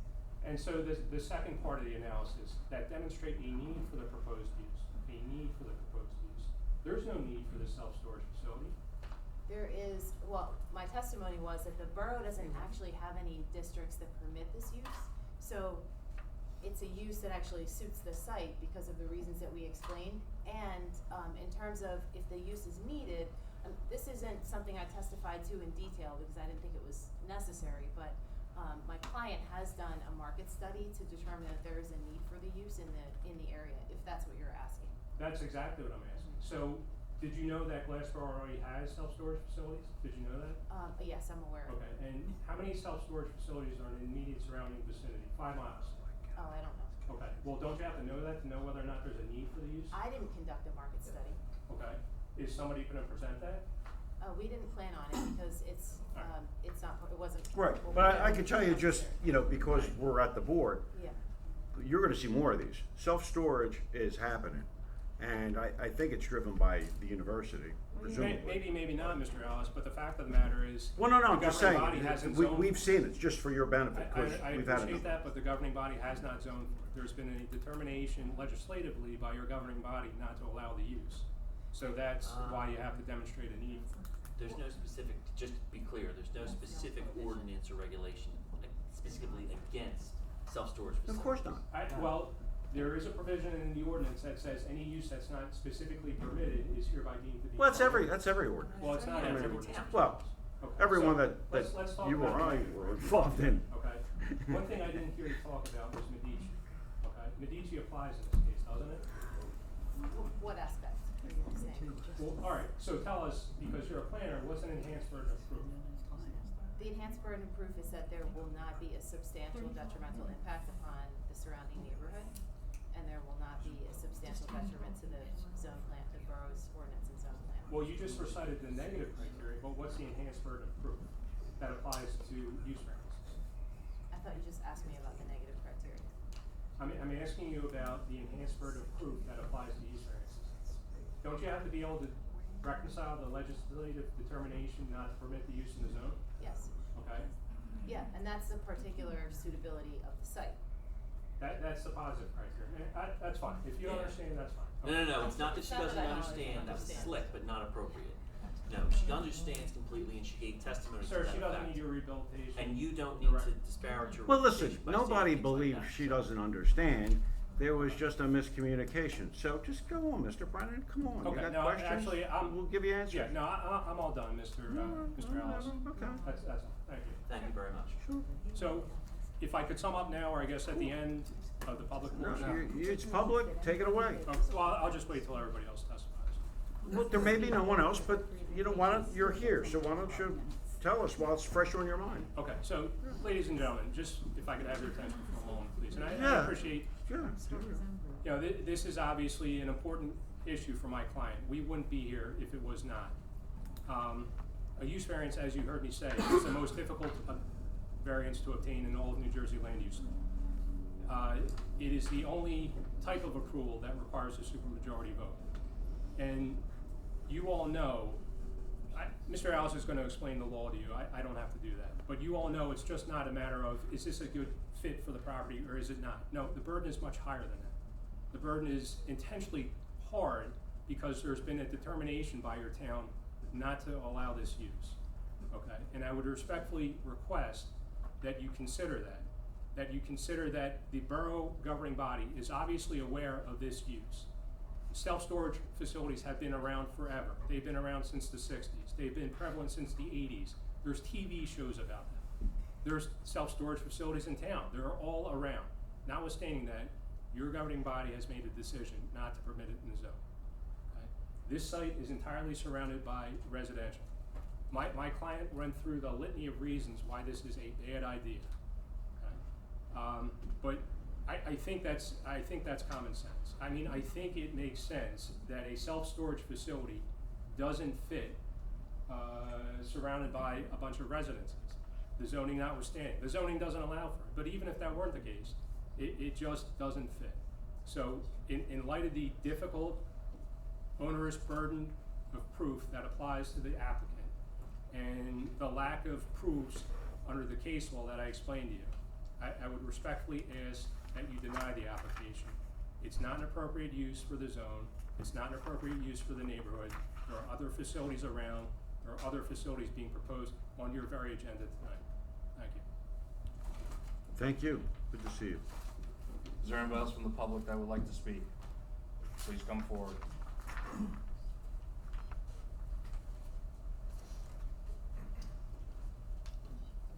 My name is Janice Fitzgerald. I live in Borough Commons. I live in the back. My concern Sorry, is ma'am, your name again was? Janice Fitzgerald. P? F-I-T-Z. Oh. G-E-R-A-L-D. Okay, and I'm gonna ask you to raise your right hand. And you swear affirm testimony about to give us true and correct the best of your knowledge, your faith, and belief? Yes, it is. Well, great, well, thank you. I just wanted to ask and make this a concern that there's water there. And I know it's another, not there, they haven't done, from what I've heard them say, they have not done a water study. I'm concerned that if they do find water, and they will, that the building is gonna be even higher, because they're gonna have to raise it up above the water.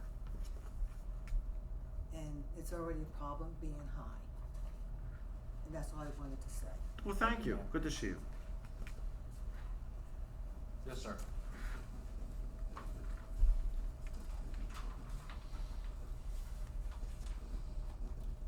Theodore Occupancy. I'm sorry, say that again? Theodore Occupancy. Okay, and how do you spell your last name? O-C-H-I-P-I-N-T-I. Okay, and would you raise your right hand? And do you swear or affirm testimony about to give us true and correct the best of your knowledge, information, and belief? Yes. All right, well, thank you. And what would you like to tell the board? I have 4 concerns. I know some of you have been going over already, and we don't need to go into detail a whole lot about all of them, but need Well, traffic. let's start with, do you live in Borough Commons? No. Okay, well, okay. I border the property on 2 sides. So where you live? 216 East High Street. What is it? 216 East High Street. I don't currently live there. I own that. I have Never. tenants that live there. Need traffic, 24-hour access, and the size. Go with size. It's the simplest one. It's already been established. It's not necessary that's that size. You see. Sir, excuse me, could you speak into the microphone? I can't hear you. I'm sorry. We've already established size is not necessary. That's That's one of my 4 concerns. And I'll go over that quickly. If you just look at the map, quite simply, the houses are dwarfed by the size of that building. The height isn't necessary. The third floor can be taken away from there. That can easily be done. Yes, they lose some units, they lose some money. But it's not necessary that that 3rd floor go on there. 2 floors will be within the requirements. 24-hour access, it was stated, 6 to 10, you say no. There's no 24-hour access. So with their card, no one's allowed in. Here, yeah, tell the board what you'd like to tell them. We're over here. I'm concerned about the 24-hour access, they're saying absolutely not. So it's 6 to 10 is what I've heard. So listen, tell the board, you're addressing the board, so don't Okay. be looking at them. Okay, well, Look they're at the gonna answer, board. aren't they? Forget about them. Okay. They're not there. 6 to 10 is what I've heard, There okay? you go. Okay. Absolutely no 24-hour access. No one can card past that gate to get in there after. Okay, we're gonna 10 hold you o'clock. to that. Not hold me, hold them. I'm kidding. I hope so. I mean, I'm definitely not watching the gate. And other concerns, traffic. I don't know the footage from that traffic light, but anyone who thinks that that's not gonna be a problem doesn't drive around here. It's a major highway, 322 with the college, with that traffic light. It's High Street. High Street, Main Street, there are 2 main streets in this city. So traffic is a concern. They said 2 cars per hour is their estimate. I guarantee you that will be a problem. The other concern was sorry, I lost my notes. The other concern being the need. 93 to 97%, I think they said, was what's expected for capacity. So you're leaving 7% capacity that all these other storage facilities have. Well, if there's, we'll say 5% that they still have access to in these other facilities, within 10 miles of this where we're standing, there's at least 20 different facilities. 5% times 20 is 100%, not needed. That's simple math.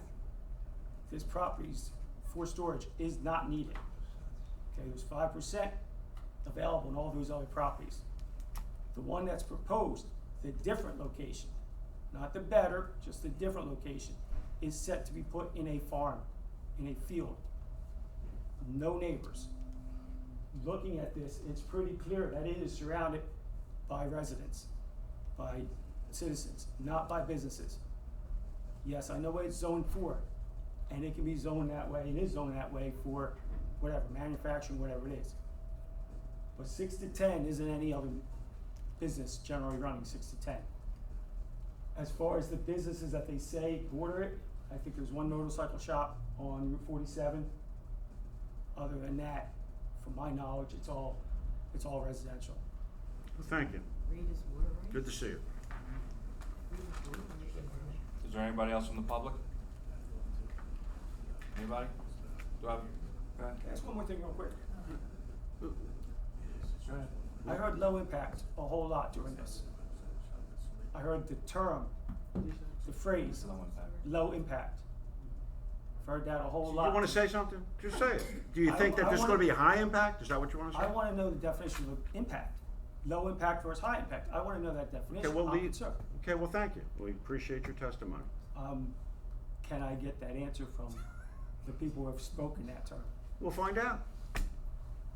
Low impact. Well, when we close the public portion, they'll be back to testify. Yeah.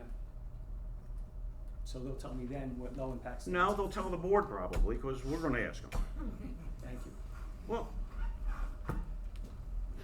you're welcome. Is there anybody else from the public that has anything they would like to say?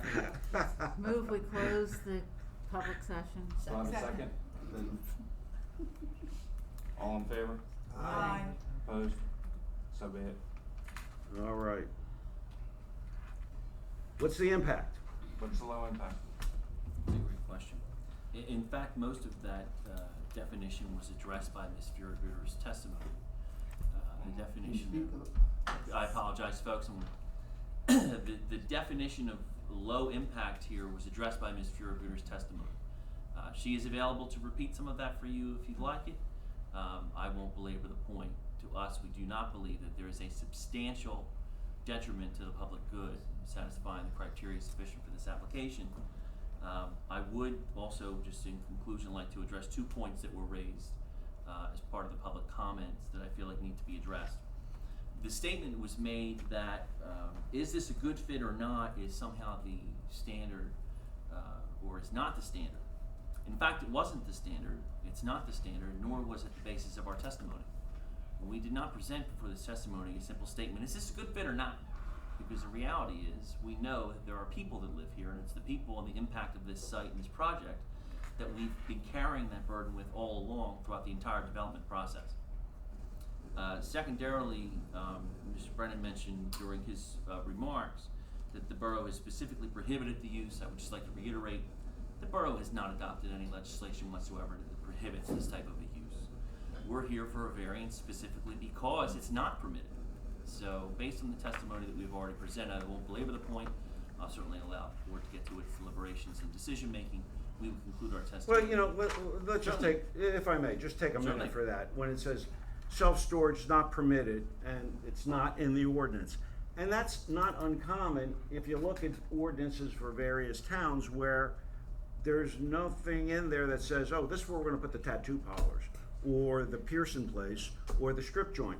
And the reason they do that is because it wants to be, they want to address it on pretty much kind of a case-by-case basis, because some of these things are more what you might, high impact, we'll use impact, more high impact kinds of applications, either because they might be a little provocative, the tattoo Pearson thing, or the strip club, because it's, you know, has an impact on kids maybe.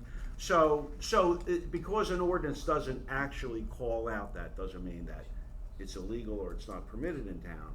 And I just wanted to put, do you disagree with that, or? No, I don't disagree. That's not uncommon, my experience. That is correct. Okay. Based on everything, we thank the board for its time and attention, conclude our testimony, and are open to any additional questions if necessary. But again, thank you for your time. Thank you, sir. Any other questions from the board?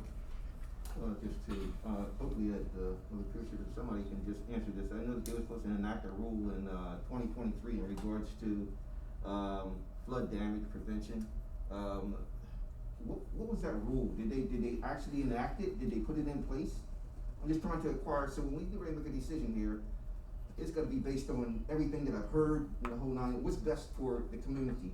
I realize that Borough Commons have been to Borough Hall a couple times in regards to the water problem, and it's been ongoing. They're dealing with mold, they're dealing with a lot of different things over there. So we're just trying to look out what's best for our community. They had talked about this here flood piece, and was it they supposed to put in a ruling? Was there a ruling actually enacted? Yeah, I can address that, Mr. Chairman, if you want me to. Thank you, sir. So the flood damage prevention ordinance is part of, it affects the building code and how it relates to, building permits within FEMA delineated flood hazard areas. So like a new building, a new house that's going up near a stream would be subject to that ordinance. The state is going around county by county and having all the counties update their flood damage prevention ordinances. Salem County was done earlier in the year. I think Gloucester County is happening now. So it's a statewide thing that the state is having each county, every municipality in each county do to update its flood damage prevention ordinances to meet FEMA standards for building permits and building code. So that's one aspect of it. So I think, so that wouldn't necessarily apply until at such time a building permit was made and the applicant would have to, meet those, provisions with the building design. Okay, one other question. With the basins, you think that don't know, that's why I'm inquiring? Is that gonna be substantial enough to, they already got a problem, would that be substantial enough to kinda help with that problem that they have over there, not make it any worse than what it is, as they're trying to navigate through this? Yeah, well, they haven't been designed yet, and if they are, that's something we'll look at, but to answer your question, the way that the rules are written, both the state law and the borough ordinance, is to, match the existing conditions of the of that site, so, yes, if it's designed per the regulations, yeah, these stormwater basins would manage all the runoff. We can look case by case. I have in other instances asked applicants' engineers to go beyond the rules when we know there's a problem nearby for a neighbor, to just additional mitigation for off-site impacts. And usually we can come up with some type of a design to protect any neighbors from drainage issues. Thank you. Any other questions? What's the pleasure of the board? Motion to approve, a use variance to permit a 3-story self-storage unit on the property. Second. I'm You sorry, also who have a second? seconded? We second. Bruce? I did. Ms. Lafferty, I'm sorry. All right, we have a motion and a second. Do we have a roll call vote? 1 second. Mr. Harvey?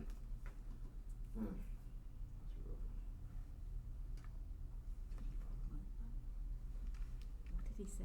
I didn't hear him. He didn't yet.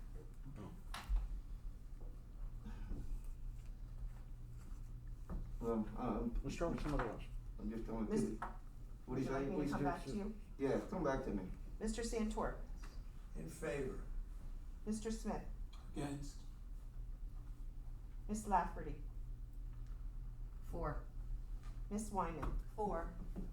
Mr. Harvey, I'm gonna deny. I'm sorry, No. Miss Camiola, 4. Mr. Moonen, 4. 5 to 2. All right, well, thank you all. We thank the board for its time. Alright, let's take a 10-minute recess.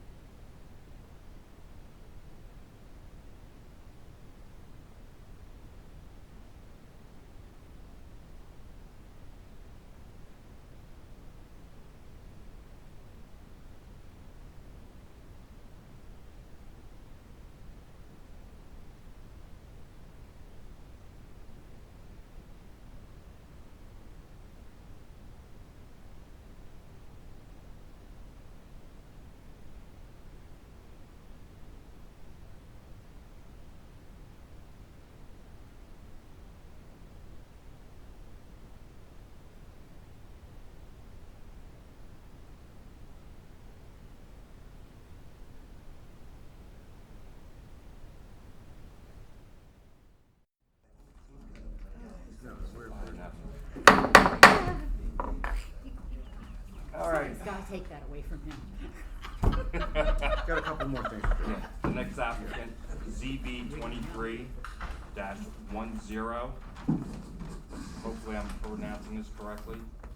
Sri Nagav Krupa LLC, 6 Gerard Road, Block 100, lots 3 and 4. We're in an R2 zone. Use variance to permit a convenience store in an R2 zone.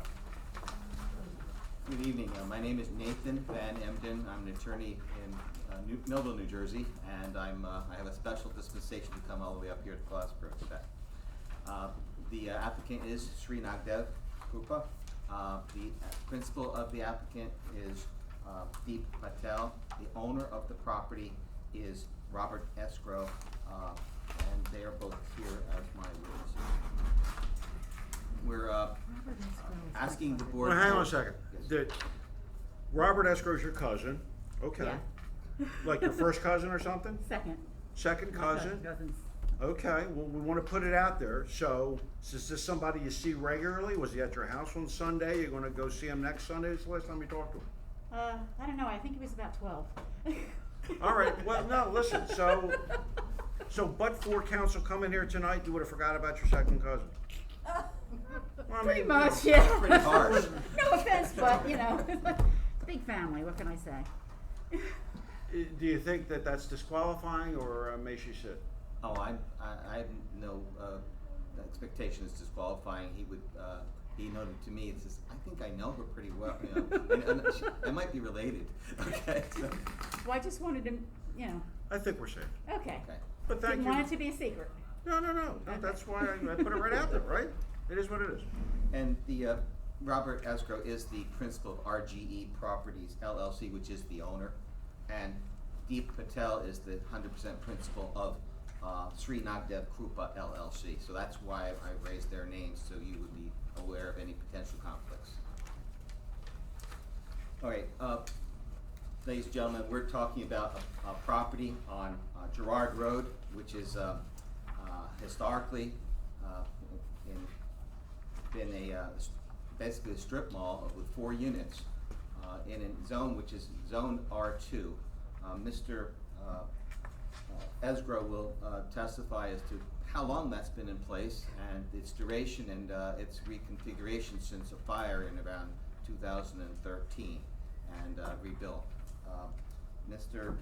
Deep Patel will talk about his intended use. He seeks to open up a convenience store and engage in the sale of groceries, milk, bread, tobacco products, maybe, and lottery, that sort of thing.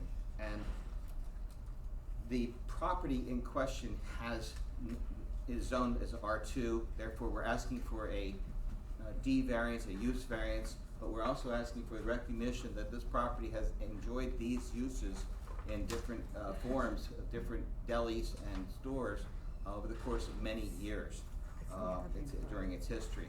We're also seeking waiver of site plan as an additional request, and as part of our noticing and our request for variance, recognizing that this property is configured as it is. We're not proposing to change its footprint or do any construction. May I call my first witness? Sure. Well, why don't you, whomever you're gonna have testify, have them come up, identify themselves, and we'll swear everybody in. Gentlemen. Right, it only sounds like 2 guys. All right, fellas, so I'm gonna ask each of you to raise your right hand. Do each of you swear or affirm testimony about to give us true and correct, the best of your knowledge, information, and belief? Yes. Great. And it's Robert Escrow as the owner of the property, and Mr. Patel, Steve Patel, is the principal of the entity that's gonna run the store, right? Yes, sir. All right, well, there you go. Take it away. And it's Deep Patel, D-E-E-P for you. Deep, D-E-E. Deep. Okay, Mr. Escrow, you're the owner of the property through the LLC you operate, correct? Yes. Can you tell the board a little bit about the history of the property, when it was constructed, what's been there? Yeah, so I'm born and raised in Glassboro. My family's been here for 80 years. As far as we know, that property since the 1950s has always operated as a 4-unit strip mall. I think Mr. and Mrs. Anzawina owned that property back then, and it's changed hands several times since then. My father purchased that building in the early 2000s roughly, and then I purchased it from him in about 2013. So the property's always been in existence as that use. There's been many different types of businesses in that location, all commercial uses, several of which are very similar to what Mr. Patel is looking to put in that unit now. There was the Ridge Deli that was in there for years. They were a full-service deli. They sold groceries, milk, bread, all the different provisions. After that, there was Dean's Deli in there for many years that served a lot of the college kids and the residents around the Ridge, growing up on the Ridge. Everybody went to that store to get bread, milk, and those things. And then most recently, there was Esker's Italian Market and Deli in there. My brother owned that property with his wife, and they, again, had a full-service deli. They served prepared meals for takeout, but again, they had grocery items, milk, bread, rolls, cleaning supplies, paper products, gum, and things of that nature that would be a convenience store in nature. So there's been a lot of uses for exactly that mini mart convenience store in that location. Again, and several other businesses have been in there that have all been in commercial in nature. Nail salons, hairdressers, barbershops. We had a retail comic book and a clothing store, a telemarketing firm where there was 30 or 40 employees coming in and out of that building.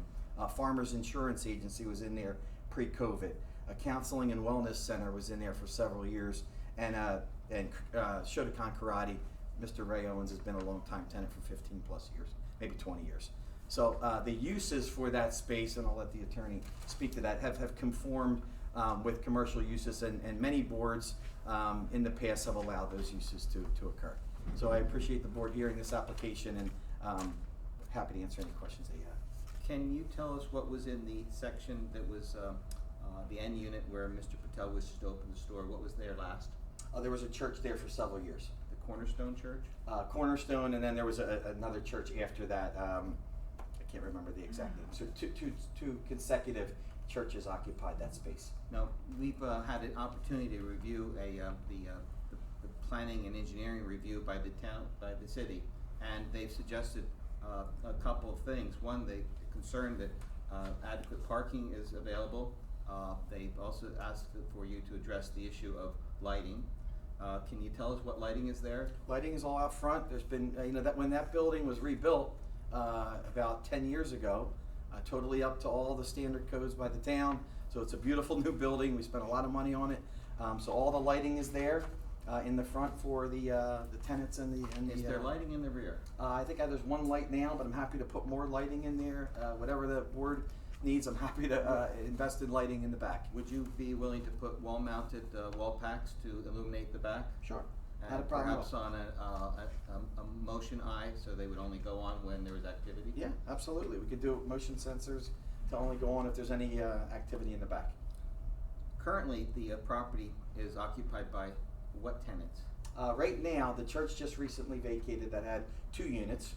One they use for the place of worship, and the other one's for like Sunday school and things of that nature. So they just recently left. So right now, currently, Shotokan Karate is the only tenant in that building. What are their operational parameters? Ray is only in there 2 nights a week, I believe. He doesn't come in till 6 at night. He does his karate classes for a couple hours, and that's it. There's nobody else there. Another question that was raised by the review was, what are you going to, how are you going to accommodate trash disposal? Well, currently, we would put the trash in the back, and we would accommodate on the side enough space to get back there and get the trash collection. And where do employees park? All the employees park in the back. There's adequate space back there, so we don't take up any of the room. Are you saying there's a dumpster in the back? Not currently, no. But Okay. do you intend to? Well, I'll produce testimony that says we intend to put one in. Currently, the current tenant takes his trash, but an employees park in the back. In your experience with your recollection of the operation of the property with your family members' deli and the other deli kind of operations, has there been any difficulty in accommodating parking? No, never had an issue. It's come up several times, but never had an issue with accommodating the tenants, the customers' traffic. How many parking spaces are there? I think there's 11, I believe. I think 10 if you count the Okay, alley. 10, and then if you counted the, Yeah. yeah, 10, sorry, yep. And the dimension of the property that, to be rented to Mr. Patel is, It's 1,800 square feet, so it's 30 by 60? 30 by 60. Okay. And where would deliveries be established, in your recollection, in previous Previous, they would times? just up front, deliver, unload and then leave. Could deliveries be accomplished from the rear? Sure. Depending on the size of the deliveries, of course, if it's bread, it's small. I don't think the nature of that business is gonna require large trucks for delivery. I have, thank you for your testimony. If you like, I'll make Mr. Escrow available for response to your questions, or go on to Mr. Patel. Go on, Mr. Patel. Mr. Patel, you are the applicant, correct? And you're the principal of the entity called Sri Nagdev Krupa. Would you say so well? You're pretty good too. Could you describe the nature of the business that you want to operate there? It's pretty gonna be. It's gonna be similar to. I have one currently. It's in Mollico Hill Road. It's called the Bagel Express Mini Mart. It's pretty much gonna be similar to that, except it won't be any bagels. It's just gonna be the grocery store part of it. We're gonna have like bread, milk, tobacco products, and pretty much. Forgive me, I missed the front end. You're saying you have an existing business where? And Mollico Hill Road. It's called Bagel Express Mini Mart. Next to Bagel Express Mini Mart on Mullica Hill Road. You speak quickly. I'm sorry. Slow down. Yeah, we're. Dill Wawa. Yeah. Yo, Wawa. Yeah. So I do have experience, running a convenience store, and we're pretty much gonna have that, except we won't have like the bagels part of it, like the cold cuts part of it, but we'll have such as like over the counter stuff, such as bread, milk, medicine, and drinks, cigarettes, all the. Will you have lottery? Yeah, we will have lottery. Will you have food preparation? Like what type, Like making sandwiches? No, we're not looking at that right now. So what you're selling is already prepackaged and pre-prepared? Prepackaged and pre-prepared. Yes.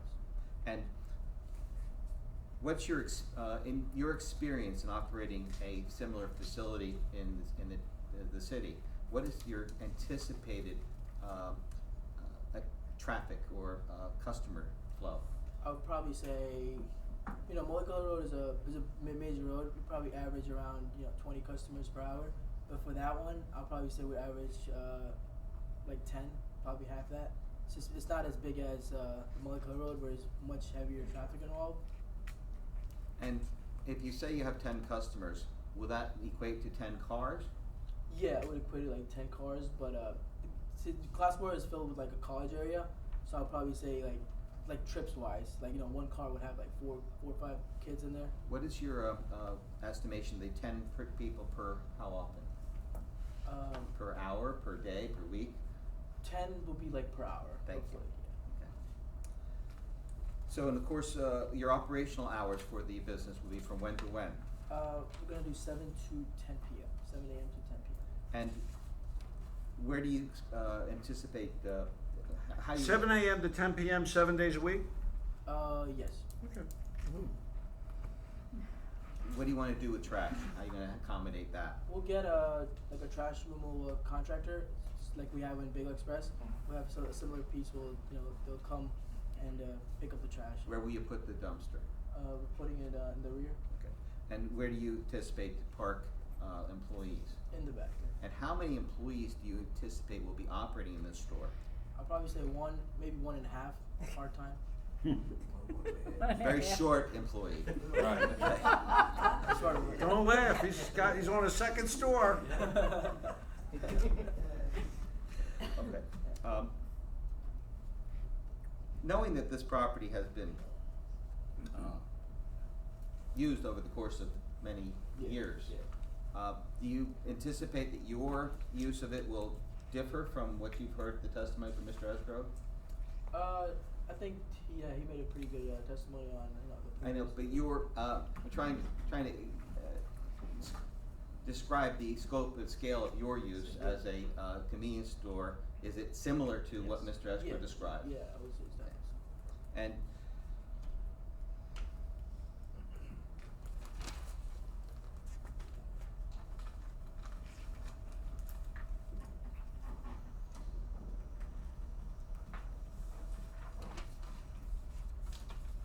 so you're working with Mr. Escrow with, and to accommodate, the rearward portion of the property, lighting, Yeah. and, that, wall packs will accommodate your staff or your access to parking and trash.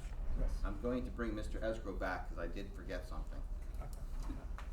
Mr. Escrow, I'm gonna ask you a little bit about the fact that we're asking for a use variance here. And we're asking the board to consider, yes, we know we have a history of prior use, but in your experience, in your understanding historically of the use of the property, is this proposed use any or significantly different from what historically has occurred? Yeah, it is not. And in what has occurred before with various, with the mini marts or the delis, have those impacted negatively upon, substantially impaired the zone of the residential zone? No. Do you think that the residents love it. Do you think that this actual use will service the residential community? It always has. Okay. If you grew up in Glassboro, you walk to those delis growing up, and you've got a apartment building to the right, which my father owned previously, 16 units, one to the left. Those people walk to the deli and the mini mart to get their milk, their bread. The people on the ridge that live in those areas around there, they would walk, they welcome that. We used to hear it all the time. Why can't you have the mini mart there so I can get my milk, my eggs, my bread and stuff instead of going across town to the supermarkets or to the Wawa? So do you think that the existence of this mini mart will cut down the number of additional trips by people in the residential section of the R2 zone? Oh, potentially. Yeah, and part of the customers that keep saying, a lot of these customers will walk. They will walk there and not take up required parking spaces. We have the history, and those of us that lived around here know that to be a fact.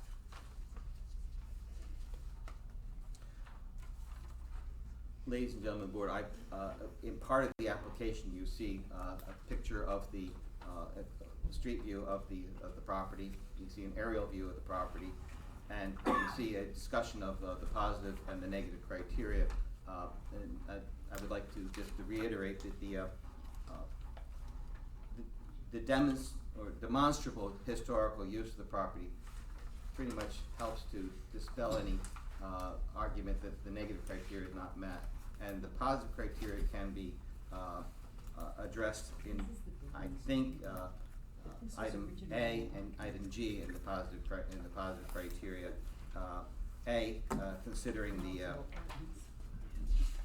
multiple uses available, encouraging develop for all sorts of manage and promote health, public safety, general welfare. This is going to be convenient, make shorter trips, service the needs of the residential facility. And G, promote sufficient space and appropriate locations for a variety of uses, including this one.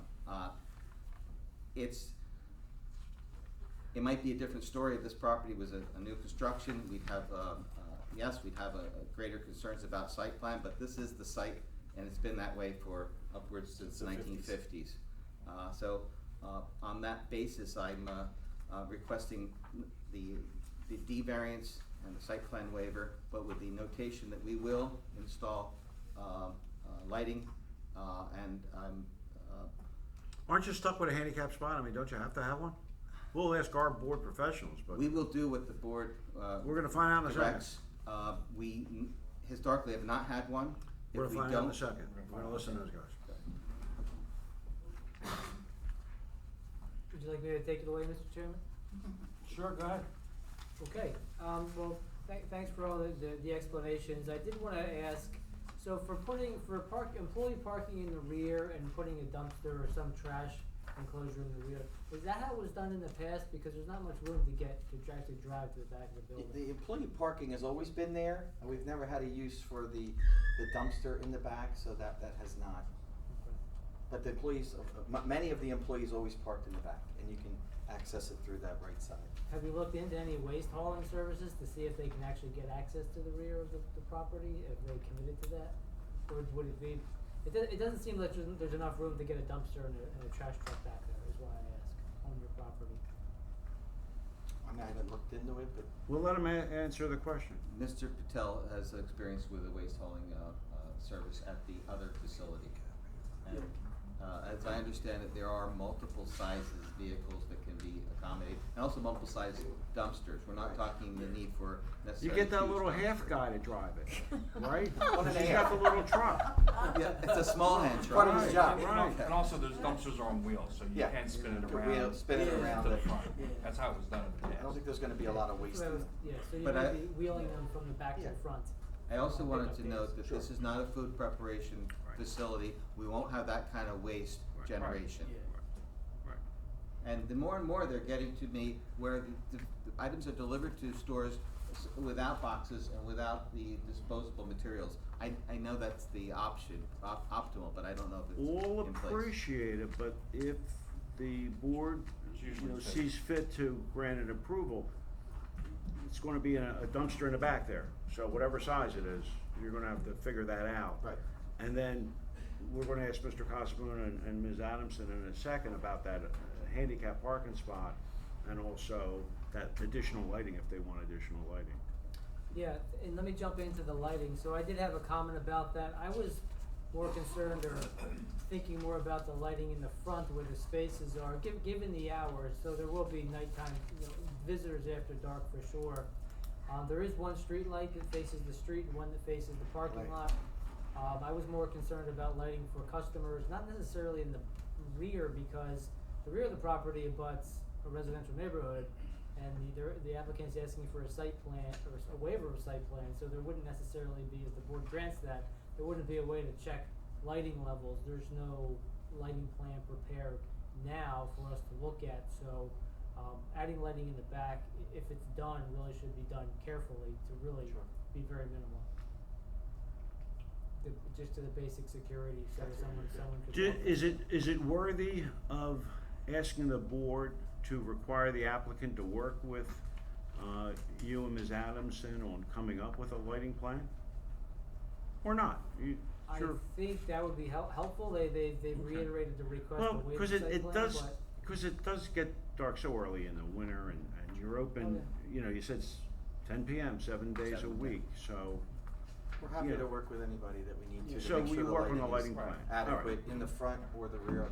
Yeah, and then this way for you, the you, experts. you put your heads together and something that makes sense. All right. We've invested a lot in the building, I'm willing to invest No, more on no, lighting. no. It's not an issue. Fair enough. Is Thank there, you. can you describe the lighting that's on the building in the front?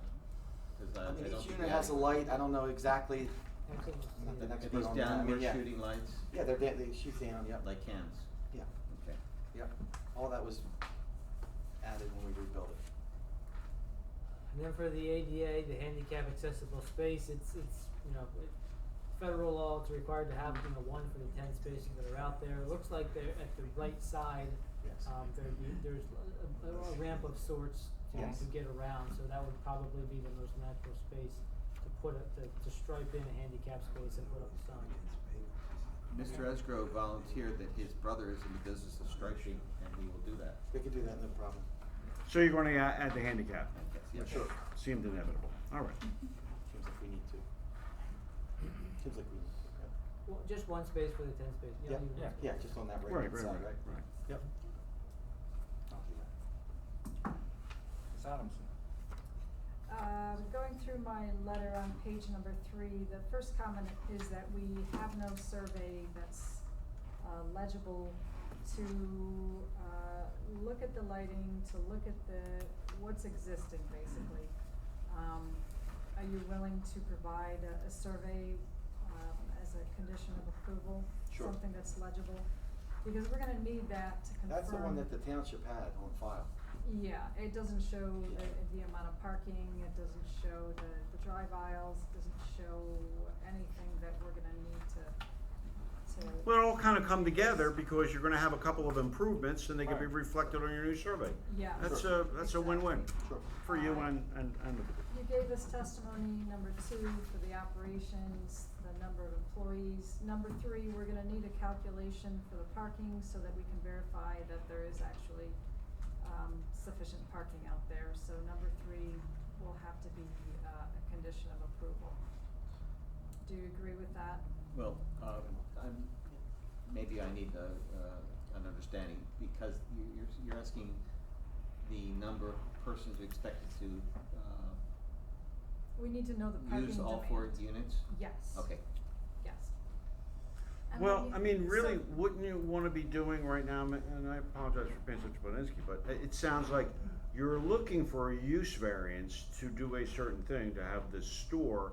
I think Ms. Adamson is saying the use drives a certain number of parking spaces. How many parking spaces are you supposed to have? And then you're gonna say something like, I'm gonna make up a number, 17. And then you're gonna say, but we don't have 17. And then we're gonna have a conversation about that. But you don't have that number, do you? We have a use which is estimated to have 10 Not trips per no, hour. what's the ordinance? Yeah, we What's don't the know what the ordinance drive? requirement is, because we don't know the square footage of the building, and we don't know we're gonna need that on a site plan. We're Well, gonna need to they're not know- doing a site plan. They're not doing a site plan. That was part of the They request. came in for a use variance, and I would recommend as a condition of approval that they provide let's say a limited site plan, because without that, there's no way to confirm that the parking demand for these 4 units will be met. Because I can't confirm it without having a survey that shows with, some limited site plan issues on it. No, such I'm as being square intentionally quiet. I suspect that you're going to find that with 4 units on the property, and with the this one unit having a 30-foot frontage, you could reasonably anticipate that's times 4, 120 by 60-foot depth, and that would be your square footage. They're less, it's less. So you're gonna show what the square footage and what the parking demand is for these 4 And units. you're going to likely And you're find gonna this show- inadequate to You're gonna serve show on the some sort of a plan zone. how many parking spaces are on this site. There's 10. There's 10. Okay, There's I 10. have nothing to confirm that. Well, no, we know there's presently 10. There's 10 Okay. parking spots. There's The 10 units are parking spots. 1,800 square feet, 1,200, 1,200, 1,200. They're not all as big as the 1,800 foot that Mr. Patel's going into. The others are smaller. So are you gonna provide a calculation as a condition of approval? I can do that. Okay, so they're gonna provide a parking calculation, and their testimony is that there's 10 parking spots, and they're gonna meet the parking demand. We're going to provide the parking calculation, and we're probably not going to meet that requirement under your ordinance. Oh, you're not gonna meet the parking demand.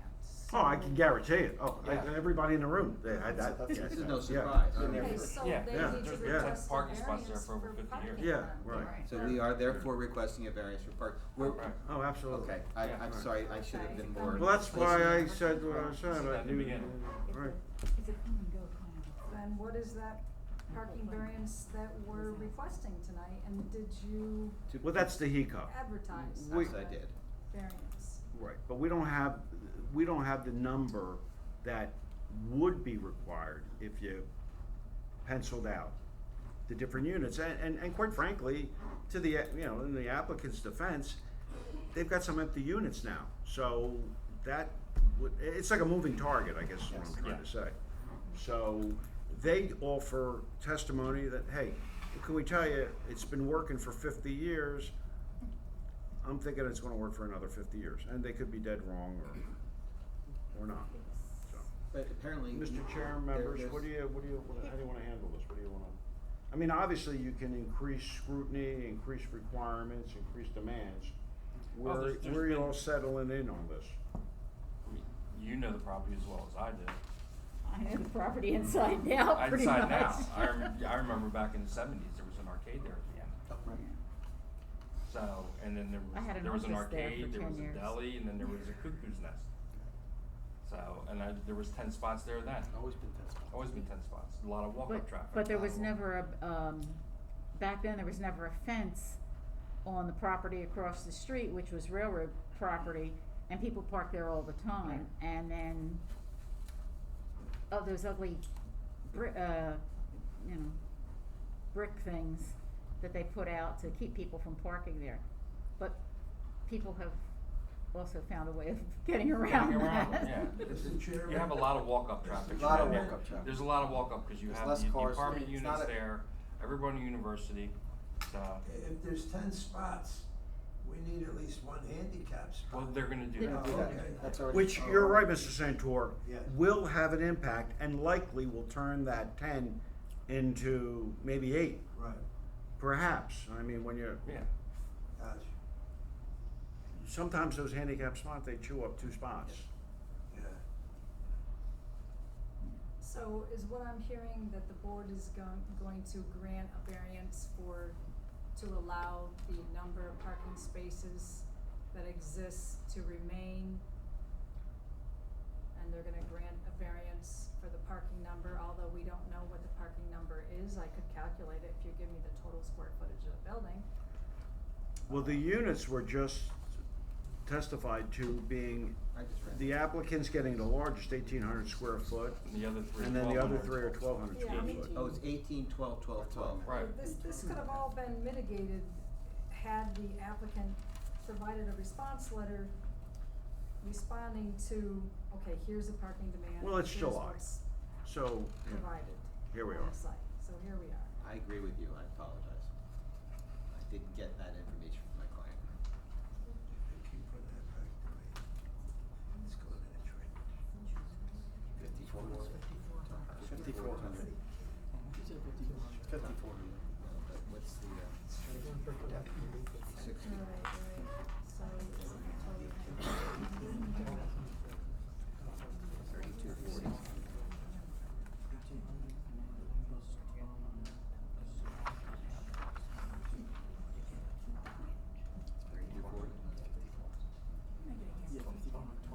3240. So 5,400 square feet is the total square footage. 5,400 by 15. So, okay, so you need 27 parking spaces and 10 exist, so you'll need a variance to allow. With the notation that 10 might be reduced by the introduction of a handicap space. Right. I'm sorry, say that again? The 10 may be reduced because of the Denied. handicap spot. Oh, like no, you said. that's, we're And assuming. you don't want it to. We're assuming, yes. Okay, so, moving on, we discussed lighting. The applicant's going to, provide additional lighting. Are you going to, show how many lights exist on that parking lot? Sure. Okay. And trash storage, we discussed that. Any new signage? On There the would be building. signage on the building and we would adhere to the requirements of the township. You'd honor the ordinance. On the ordinance. Excuse me? You'll You'd honor the of ordinance, course. and if you had a problem with that, you'd have to come back here. We would honor the ordinance for signage. Right. Okay. Will you consolidate the lots? Yes, I forgot to mention that. 3 and 4 will now be consolidated with a single deed, so you have one Right. parcel. And testimony regarding conformance with affordable housing requirements? If, the affordable housing component would apply to a non-residential property Yes. in terms of no new There's no construction? change, there's no change to No the change. building. No, Okay. Okay. no. And that's all we have. Did you calculate the parking spots? Did I miss that, or not? 27 required 27 would be required? and 10 or Okay. less. They're All still right, thank parking you. up the side of one of them, of the one, of what was number 12, I guess. There's not enough room. Cause at one time there was parking that. Yeah, that was done, not when we owned it. I think that was done. Maybe they had an agreement with the apartment building next door. That was, I think, before the apartment building was built. Correct. Oh, I've lived Everybody there has a since I history. was 4 years old, what can I say? Are there any questions from the board? I have one, Mr. Chairman. Go ahead, Mr. Mr. Patel, Yeah. if you want me to shop in your store, you better have bagels. Go to the Good 322. bagel. Go to the one on Yeah, 322. Yeah, maybe we'll add it. Just pre-package a few of them and put them in there. You can package them at the other store. Yeah, we Yeah, can. bring them over.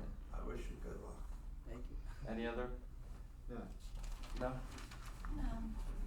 All right, at this time, is there anybody from the public that would like to speak on this agenda item? Do I have a motion to open it?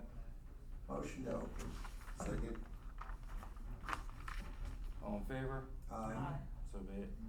Since there's nobody from the public, do I have a motion to close? Motion to close. Have a motion?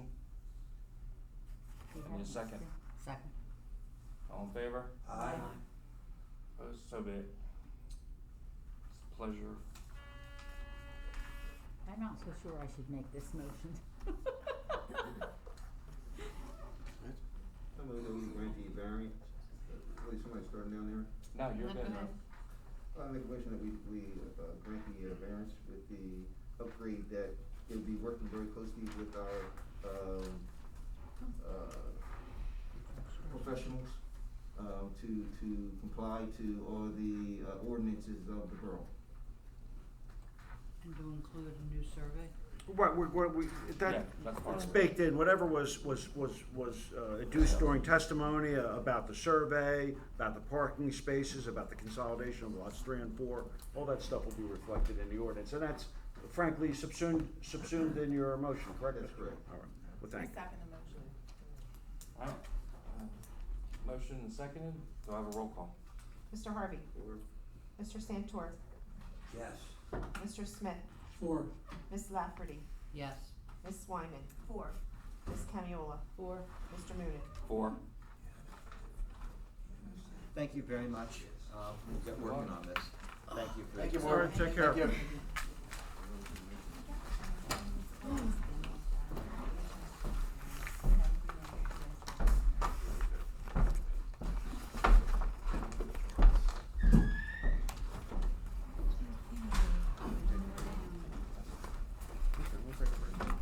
All right, we're gonna take a quick 5-minute break.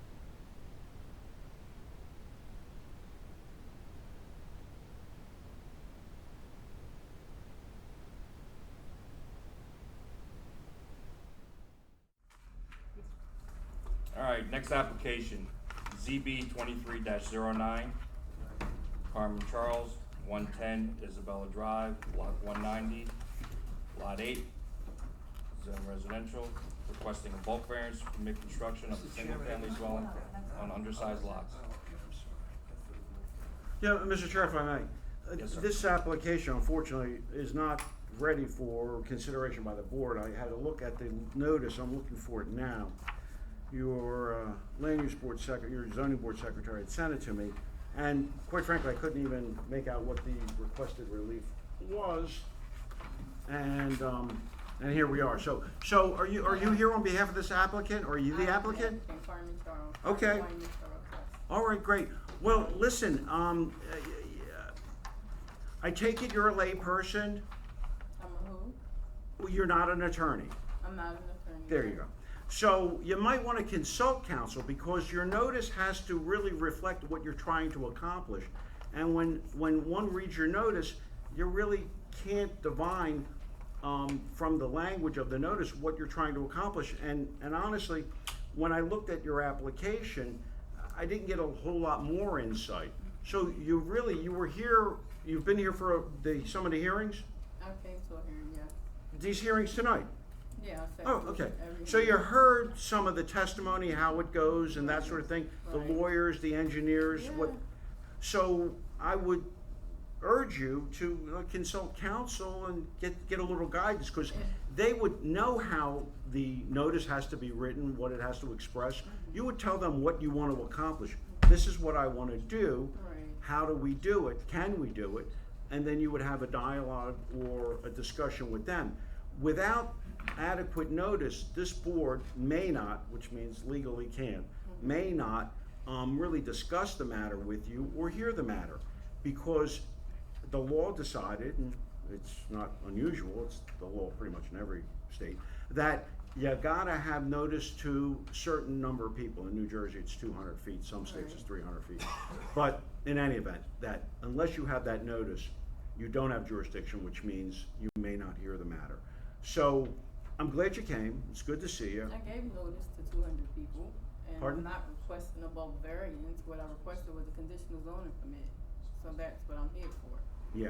Well, Explain that you to me. can't divine from your notice what you're trying to do. It may be clear to you because it's clear in your mind. You know what you want to do. But for somebody reading it like me or a member of the, and I'm an attorney, I've been doing this for a long time, I can't really tell what you're trying to do. So I can't expect a neighbor or a member of the public to be able to figure out what you're trying to do. So that would be my recommendation. So you're going to need good notice. I would recommend you consult counsel so you don't spin your wheels and spend more money just on postage and maybe have a defective notice in the future going forward. I'm gonna consult counsel. Pardon? And I'm sitting here appealing What's, something. I can't hear you. I said I'm gonna consult counsel. That's my recommendation. I don't know Right, what you're going to do. Right, that's your recommendation. I chose not to. Miss Fanfarilla told me the same thing, that most people get a lawyer, but all I was asking for was a conditional zoning permit. And I have reasons for it. Listen to me. Whatever you is on your mind is important, but that's what you should be sharing with your professional. Because until you share with your professional, you can't share it with us. Because right now, we can't hear it. So we're not interested in hearing anything substantive. Right, but there because was that's the no whole need thing. for me to apply for a variance period because of what I had. But nobody answers calls, emails, or anything else, so I have to come before you guys. Well, it's good to see you, but again, if you spoke to counsel, they would maybe have some ideas for you. So But why would I have to see counsel when you don't. what I'm asking You for, absolutely right, don't. what I'm just asking thinking for- it would. Life's too short. I'm just thinking that if you sought counsel, it might expedite things and make things a little easier for you. So we still have another application to hear. So regrettably, the board's not able to hear your matter or discuss Why your are you matter guys tonight. not able to So hear it, though? I don't understand. What's that? You saying you request or you feel as though I should seek counsel, and I said I don't want to seek counsel. and I said that's fine, but And you're going to that's have to figure it fine, out. So so I can't come before the board unless I have a lawyer. Is that what you're no, telling me? that's exactly what So I didn't why say. can't I just present what I have to say and then you can move on to the next? Well, because we don't have jurisdiction. I don't understand why you don't have jurisdiction. So isn't that why I kind of suggested maybe you seek counsel? But I don't on that whole understand. thing? This is my So- thing. Everybody's in the public service industry, right?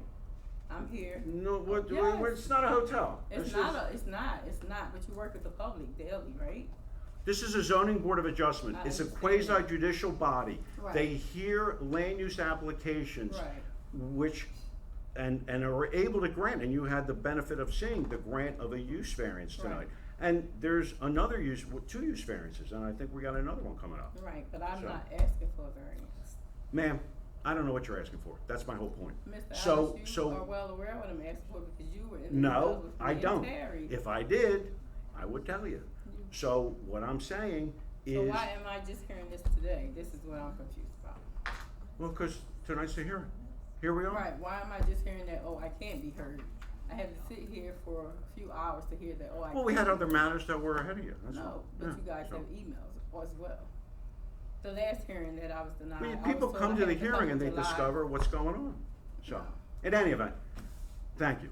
So, Mr. Chairman, well, I appreciate it. I would like to present what I have to say.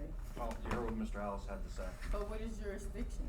Why can't anybody tell me what jurisdiction is? It's like everybody, it's an abuse of Ma'am, power, ma'am. actually. Because I'm asking you a simple question. Well, turn around, see the people behind you? We have an obligation now to That's hear fine. this You matter. have an obligation to So we're gonna everyone hear that it. put the So thank application you, in. and You have an and be obligation to guided everyone that put the accordingly. application in. be guided accordingly by what makes sense to you.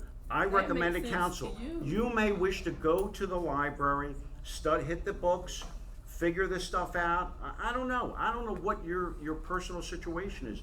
There's any number of avenues you may choose to go down. But tonight, this is one we're not going down, so Why is thank that? you. I'm still waiting for understanding as to why. And you might discover it.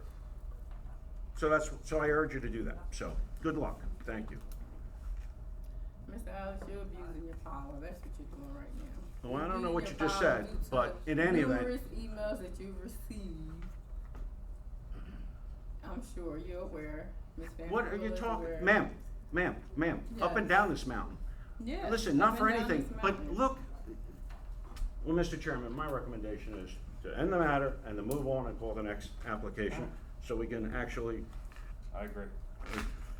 So prior hear to the matter. me paying and sending out 200 notices, why didn't anybody say this? Why didn't anybody Ma'am, if you say wanna this? When I editorialize, was that's denied fine, but before it's for the not, last listen, meeting, I now, received email, now I you're just received becoming certified argumentative, mail. this is not productive.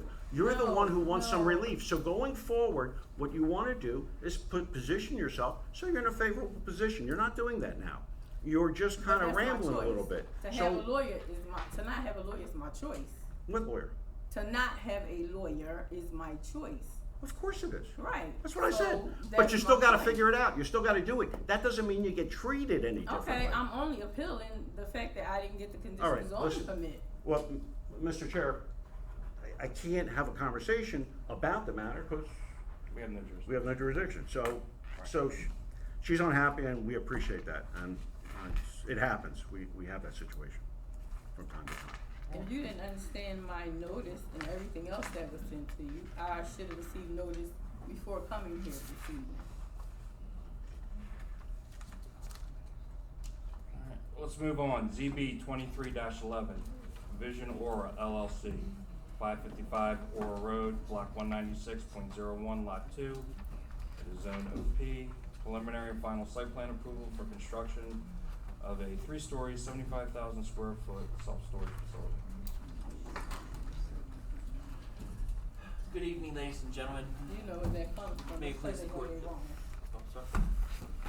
I'll stand over here. Yeah, get in order. Thank you.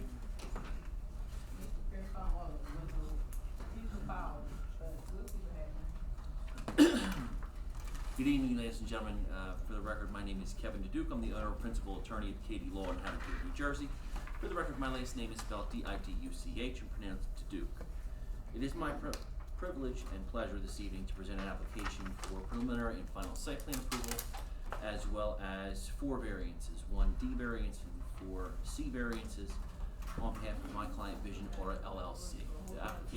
The applicant's property in question is located at 555 Aura Road within the Borough of Glassboro. It's delineated on the borough's tax map as 196.01 Lot 2. It's currently situated in the OP of the Office Park District of the borough. As this board may recall in the past, on December 15th of 2022, the applicant was approved for a D1 use variance to construct and operate a 3-story, 75,000 square foot self-storage facility on the property. That use variance application is not in question. This evening's application is related to the following. The first is a variance relief specifically for floor area ratio, where the borough's requirements require a 12% floor area ratio, 14% is being requested. Applicant proposes a front yard setback of 54.96 feet, where 150 feet is permitted.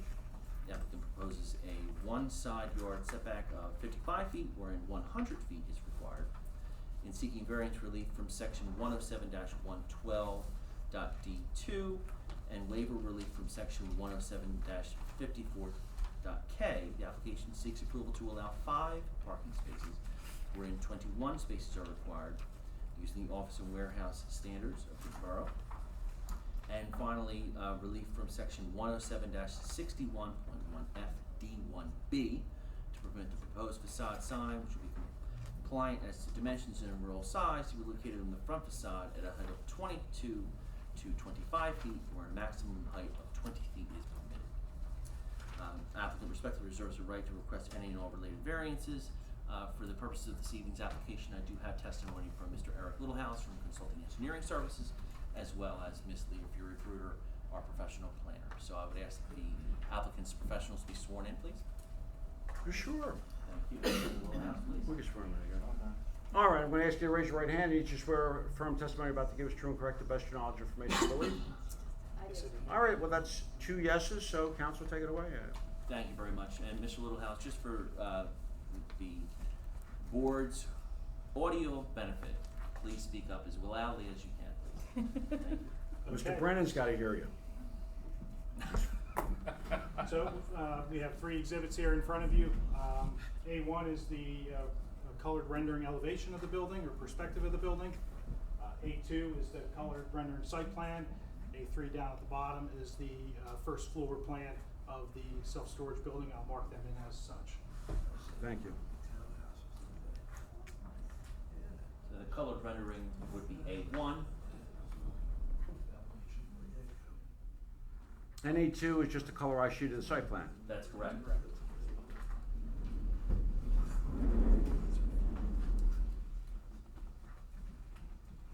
So as indicated, this property is 13 acres located on the northeast side of Ora Road, which is County Route 667. We're proposing a 3-story building here at 76,608 square feet with approximately 522 storage units. We're proposing 5 striped parking spaces up front for this building, and then we have 3 parallel spaces at the rear. They're not specifically striped out, but it's loading, it's one-way circulation around, and then we have enough spaces along the 2 long sides for the garage access that could fit 6 to 7 cars in those locations. We have a single driveway access off of Ora Road, County Route 667. The placement of the driveway was in such that it goes and lines up directly across the street with the Essex Chase apartment complex. As you enter the site, you have the office building directly in front of you, a small section of 2-way circulation up to the 5 parking spaces. Beyond that, there'll be carded or keypad gated access to circulate clockwise around the building, so the 3 sides of the building are fenced in. The fence we're proposing along Ora Road is going to be a decorative aluminum fence. The fence along the other 2 sides will be a black chain link fence, all of it 6 foot high in style. This site will require 2 stormwater basins, one along the roadway and one at the rear of the site. Both those basins will come together and discharge in the wetlands area that's located around the site. As you can see, the site is 13 acres in size. It is impacted heavily by wetlands and transition area, only leaves approximately 2 acres of buildable space, which is one reason why we're requesting the front yard and side yard setback for this application.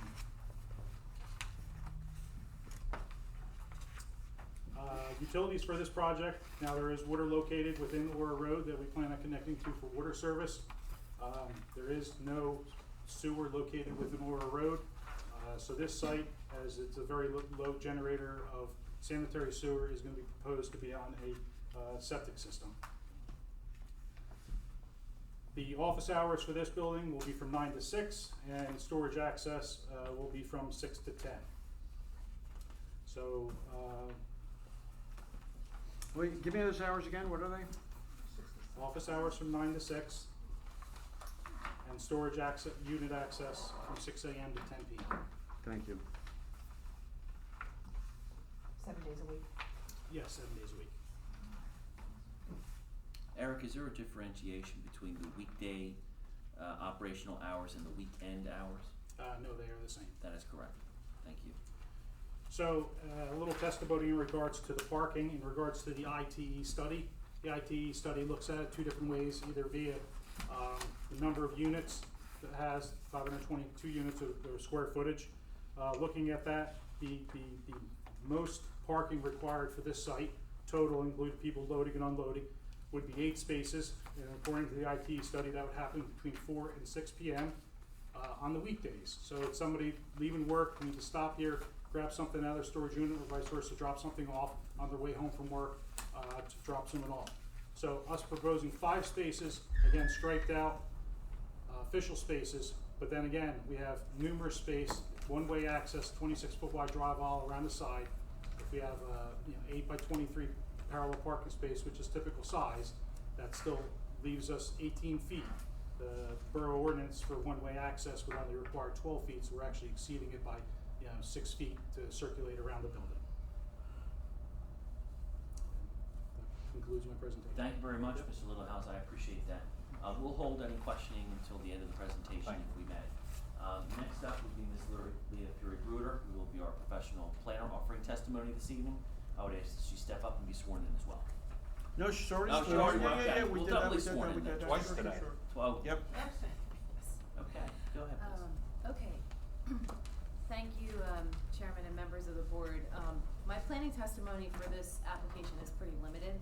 We were here back in December for the use variance.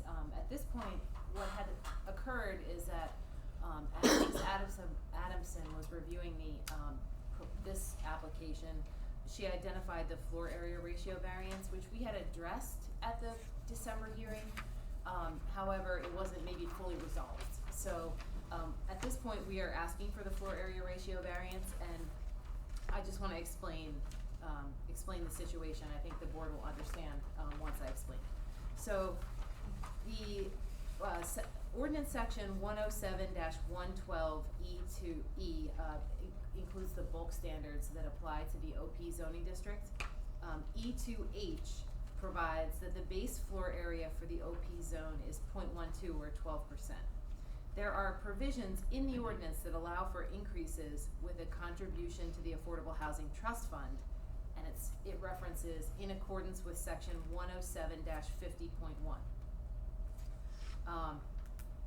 The standards were that those OP office what's it called? The office professional zoning, office park zoning district. Office park zone. Were revised in 1989.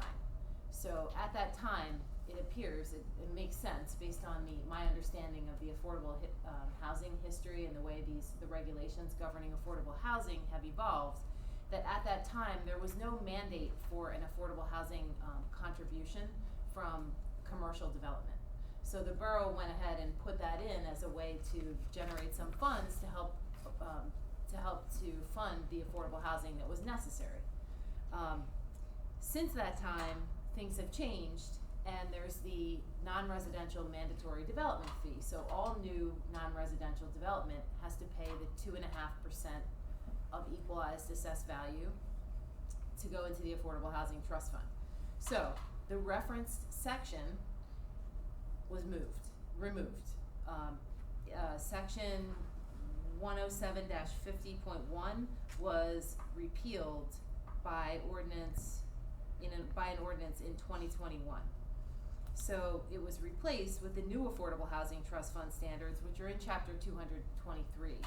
But Chapter 223 no longer provides this special provision. It just has the standard. It has to be approved by Fair Share Housing Center, which so it basically is the standard requirements for collection of development fees and management of the Affordable Housing Trust Fund.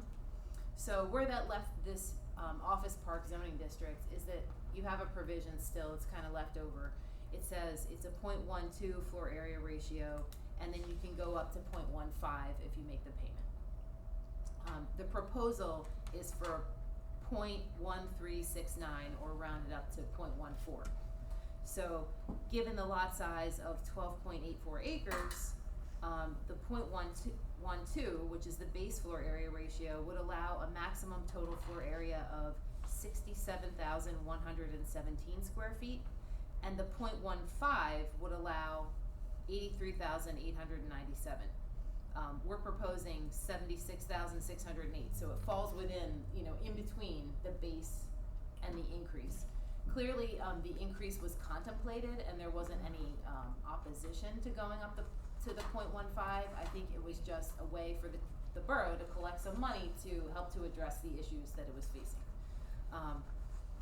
So essentially, we're proposing a floor area ratio that is already contemplated in the zone, but we do need the variance because we're not able to track this ordinance and make the payment as it had originally been intended in the 1980s. The applicant will, of course, make the payment as it is required now, which is 2.5% of the value of the land and improvements when it's completed. That's my testimony on the floor area ratio. As has been explained, the site's rather large. It's 12.84 acres. It has 800 feet of frontage. It's about a quarter mile from the exit 48 interchange, but it's heavily constrained by freshwater wetlands. So the idea is to put the development toward the front of the site and conserve the rest of the site. As to the other variances that are requested, we did anticipate these variances when we were before the board in December, but now we need to ask for them formally.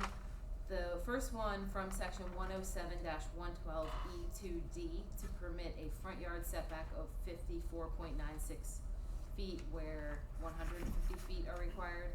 From section 107-112E2E to permit a side yard setback of 55 feet on the north side where 100 feet are required. And from section 107-112D2 and 107-54K to permit the 5 formal parking spaces and 25 unstriped parking spaces for customers to use when they pull up to the building, where 21 are required in accordance with the standards for office and warehouse. And lastly, from section 107-63.1FD1B, this is for the facade sign. It'll be compliant as to the dimensions and the overall size to be located on the front facade. But the ordinance provides that a facade sign may not exceed 20 feet from grade. And if you can see from the rendering that we have, the sign will be placed between the windows, and that'll put the top of the sign around 24 to 25 feet. So that's a variance for that one. What was that section, Leah? Ms. Berry? Oh yeah, that's okay. That's 107-63.1FD1B. Thank you. You're welcome. So again, there are practical reasons for these variances that have to do with the size, shape, and constraints on the lot. The wetlands and buffers push the use to the front of the site. It's more efficient this way and it requires less clearing. The zoning allows parking to be set back 25 feet from the front of the site. And this assumes there would be a larger parking area associated with an office park. In this case, the parking is minimal, so the building can come closer, but we do meet the required parking setback. The building has been designed to mitigate against the impacts of the front yard setback, incorporating characteristics from an architectural standpoint of the residential community that's across the street, Essex Chase Apartments. Many self-storage facilities have a much more utilitarian appearance, and this one, went to great lengths to try to make it have a residential look. The need for the side yard setback stems from the same factors. The property to the north is undeveloped, but also in the OP zoning district, and it's at the intersection with Ellis Mill Road. And again, Mr. Littlehouse addressed the parking needs, but they are specific to this use, and they make sense given the function and operation of the facility. Based on the number of employees and the type of traffic anticipated by the use, the parking proposed is adequate. And then lastly, the sign placement will allow the sign to be placed in a manner that complements the style of the building and does not detract from the rhythm of the facade or the character of the building. So we believe that the requested variances will enable this commercial property to be put to productive use and be developed in a manner that's compatible with and complementary to the surrounding area. And of course, the township has already determined by virtue of the longstanding OP zoning district, and the zoning board has determined by virtue of the D1 variance, that the site is appropriate for this non-residential development, but we just needed to work out the details. The requested C variances stem from practical considerations related to the shape and location of the developable portion of the site, and the number of parking spaces needed is adequate to serve the site based on the number of employees and the anticipated traffic. And the applicant certainly doesn't want to provide an excess impervious area. We'd rather have an efficient site plan and a larger open area. So we believe the variances are justified under the C1 and C2 criteria. The C1 variance relates to the hardship, which is the shape of the lot and the amount of wetlands on the lot.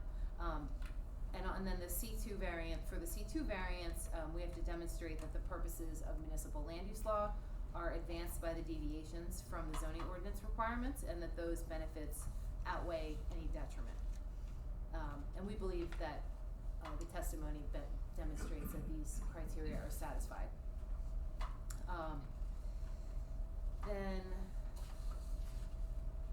As to the negative criteria, there will not be any substantial detriment to the public good resulting from this proposal. There will be any substantially detrimental impact on the surrounding properties. Though the proposal is a deviation from the strict application of the zoning requirements, we believe that the site is well suited to this development, and that the site has been designed to accommodate everything that's needed to service the site.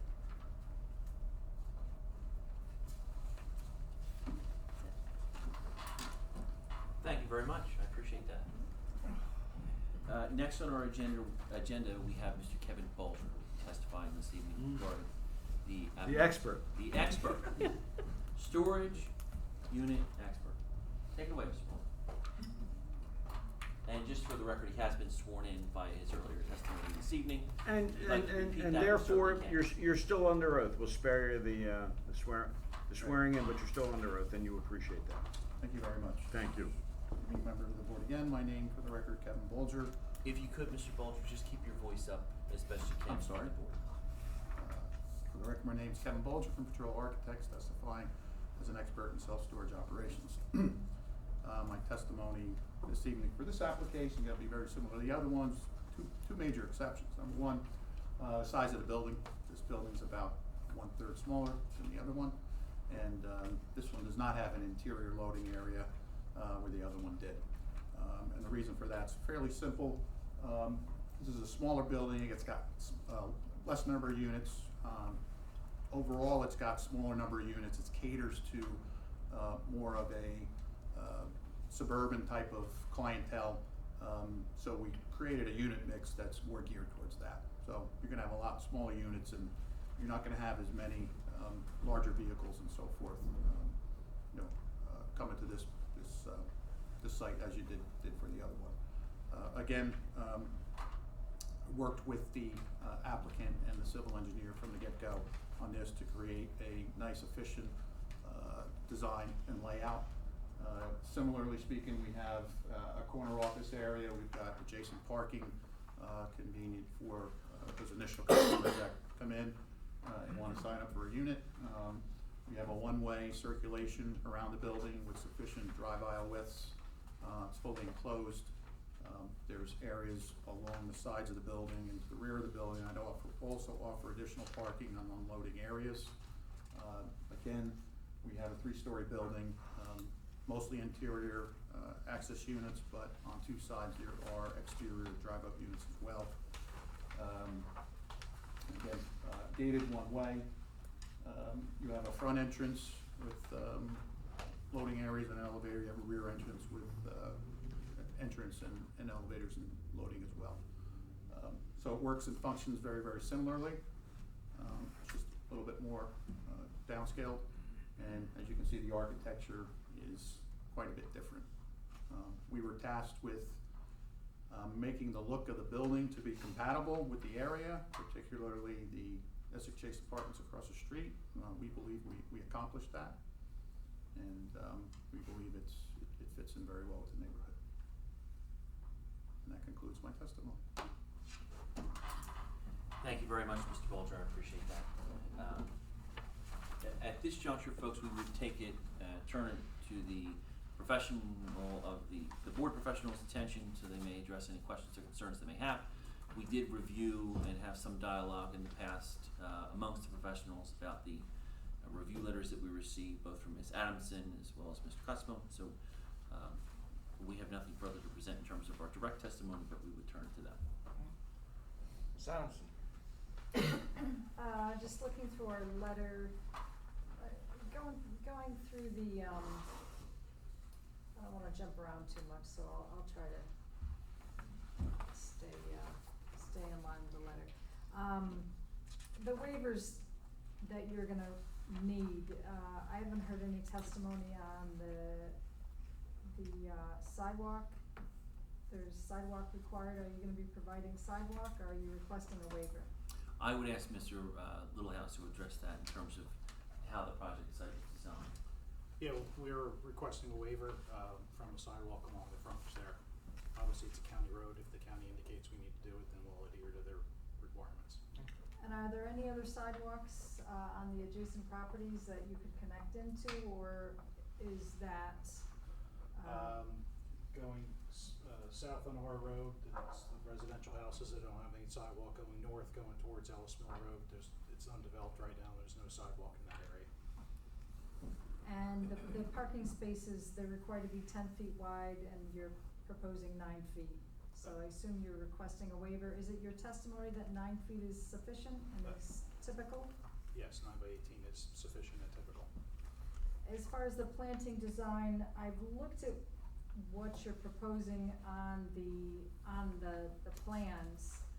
We originally had requested during the use variance that a rolling berm or some sort of berm be provided along the front to buffer the site from the property across the street from the residential properties. Would you agree to work with our office in providing any additional landscaping that we can possibly fit? It's gonna be difficult because you have your basin pretty much right up against the property line, and you have your slopes down to the basin, but would you agree to work with our office for any additional landscaping? The applicant Yes, of indicates course. that they would work with the board professionals to finalize a landscaping plan, That is correct. so thank you. Are you requesting a waiver for street trees? That would be, Yes, we're yes, requesting. part of the application. Yes. And what's your justification?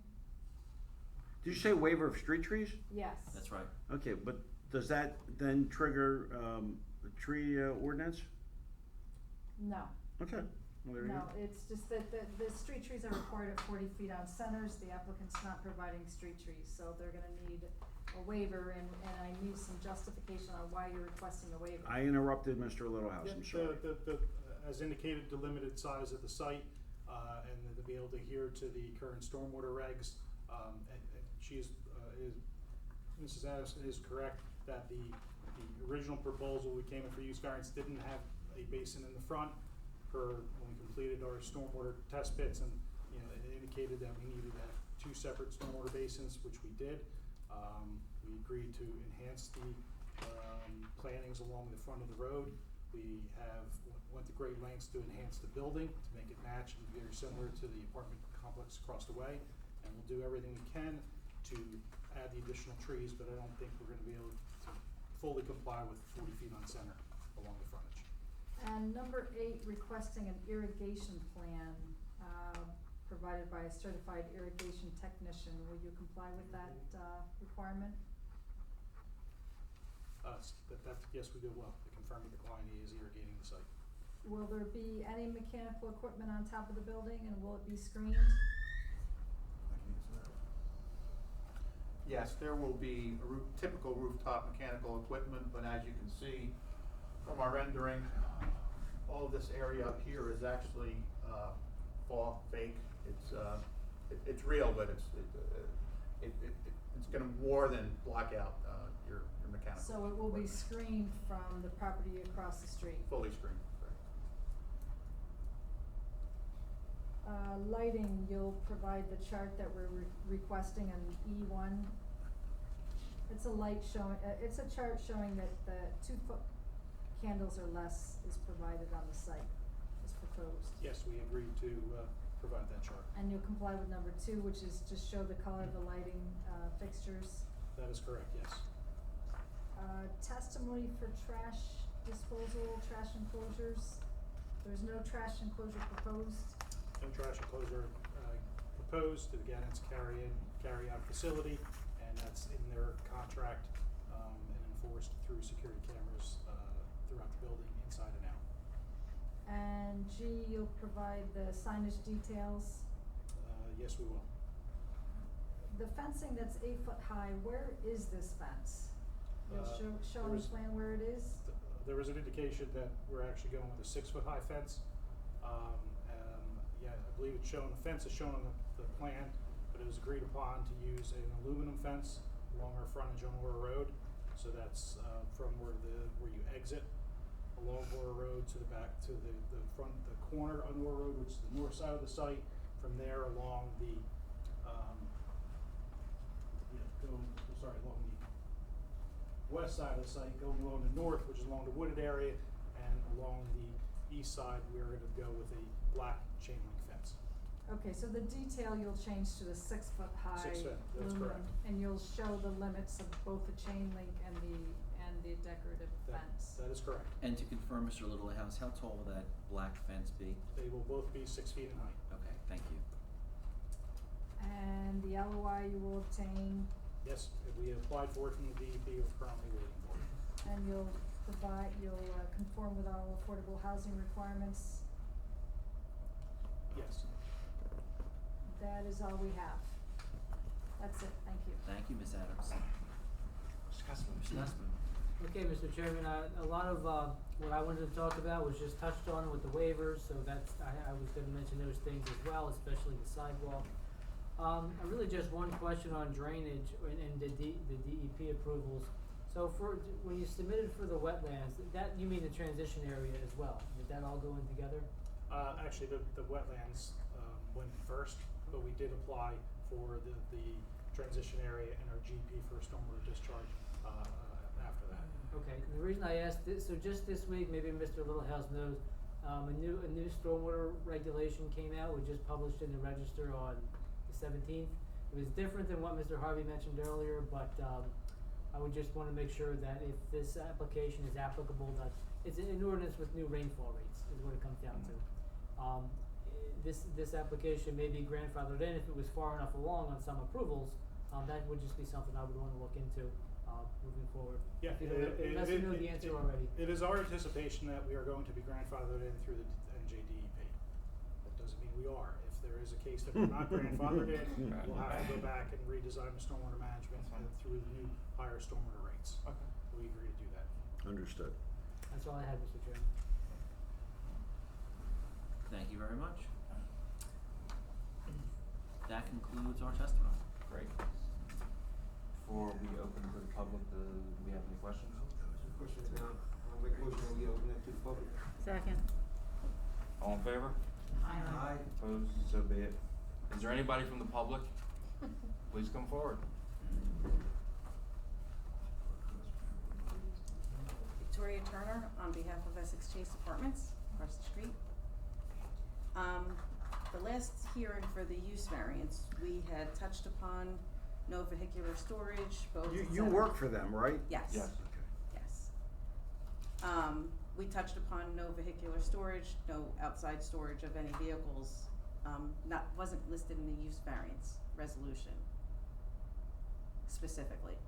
Well, I don't think, That's And I'm not my just go- recollection. yeah. But in any event, what do you wanna tell the board? I just would like that to be part of this. Well, I don't think that was, if it's not in the resolution, it's not in there for a reason, and I did the resolution, so Okay, just telling you what it is. okay.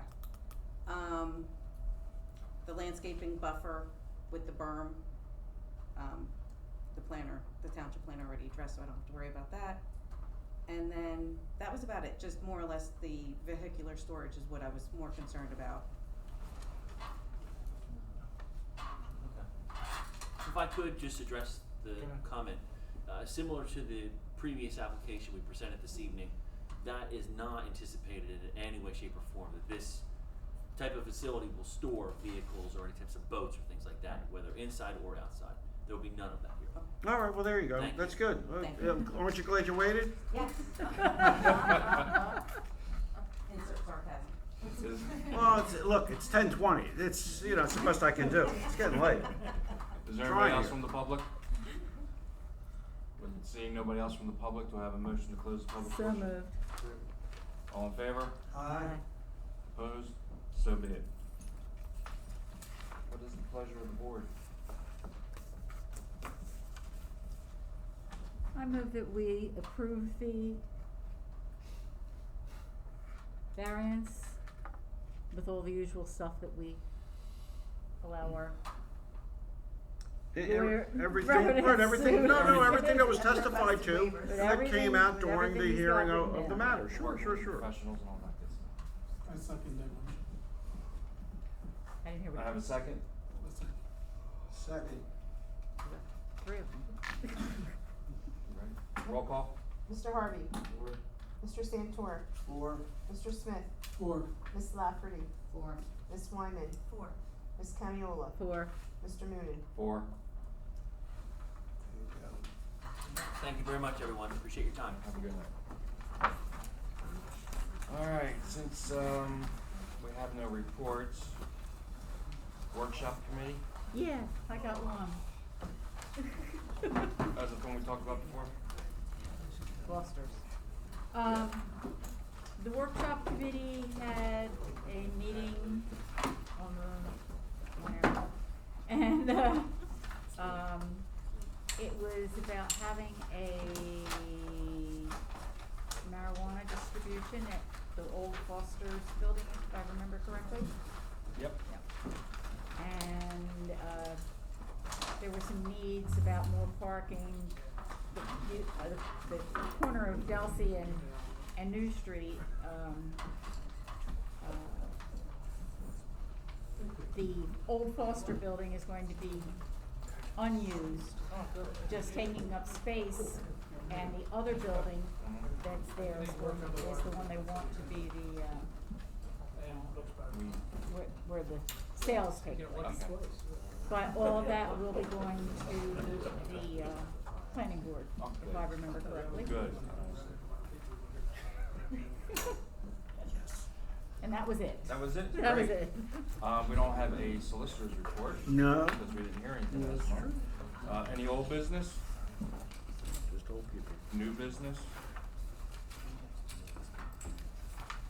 Our next meeting is August 17th. If you can't make it, please let Springfield know. Do I have a motion to adjourn? Second.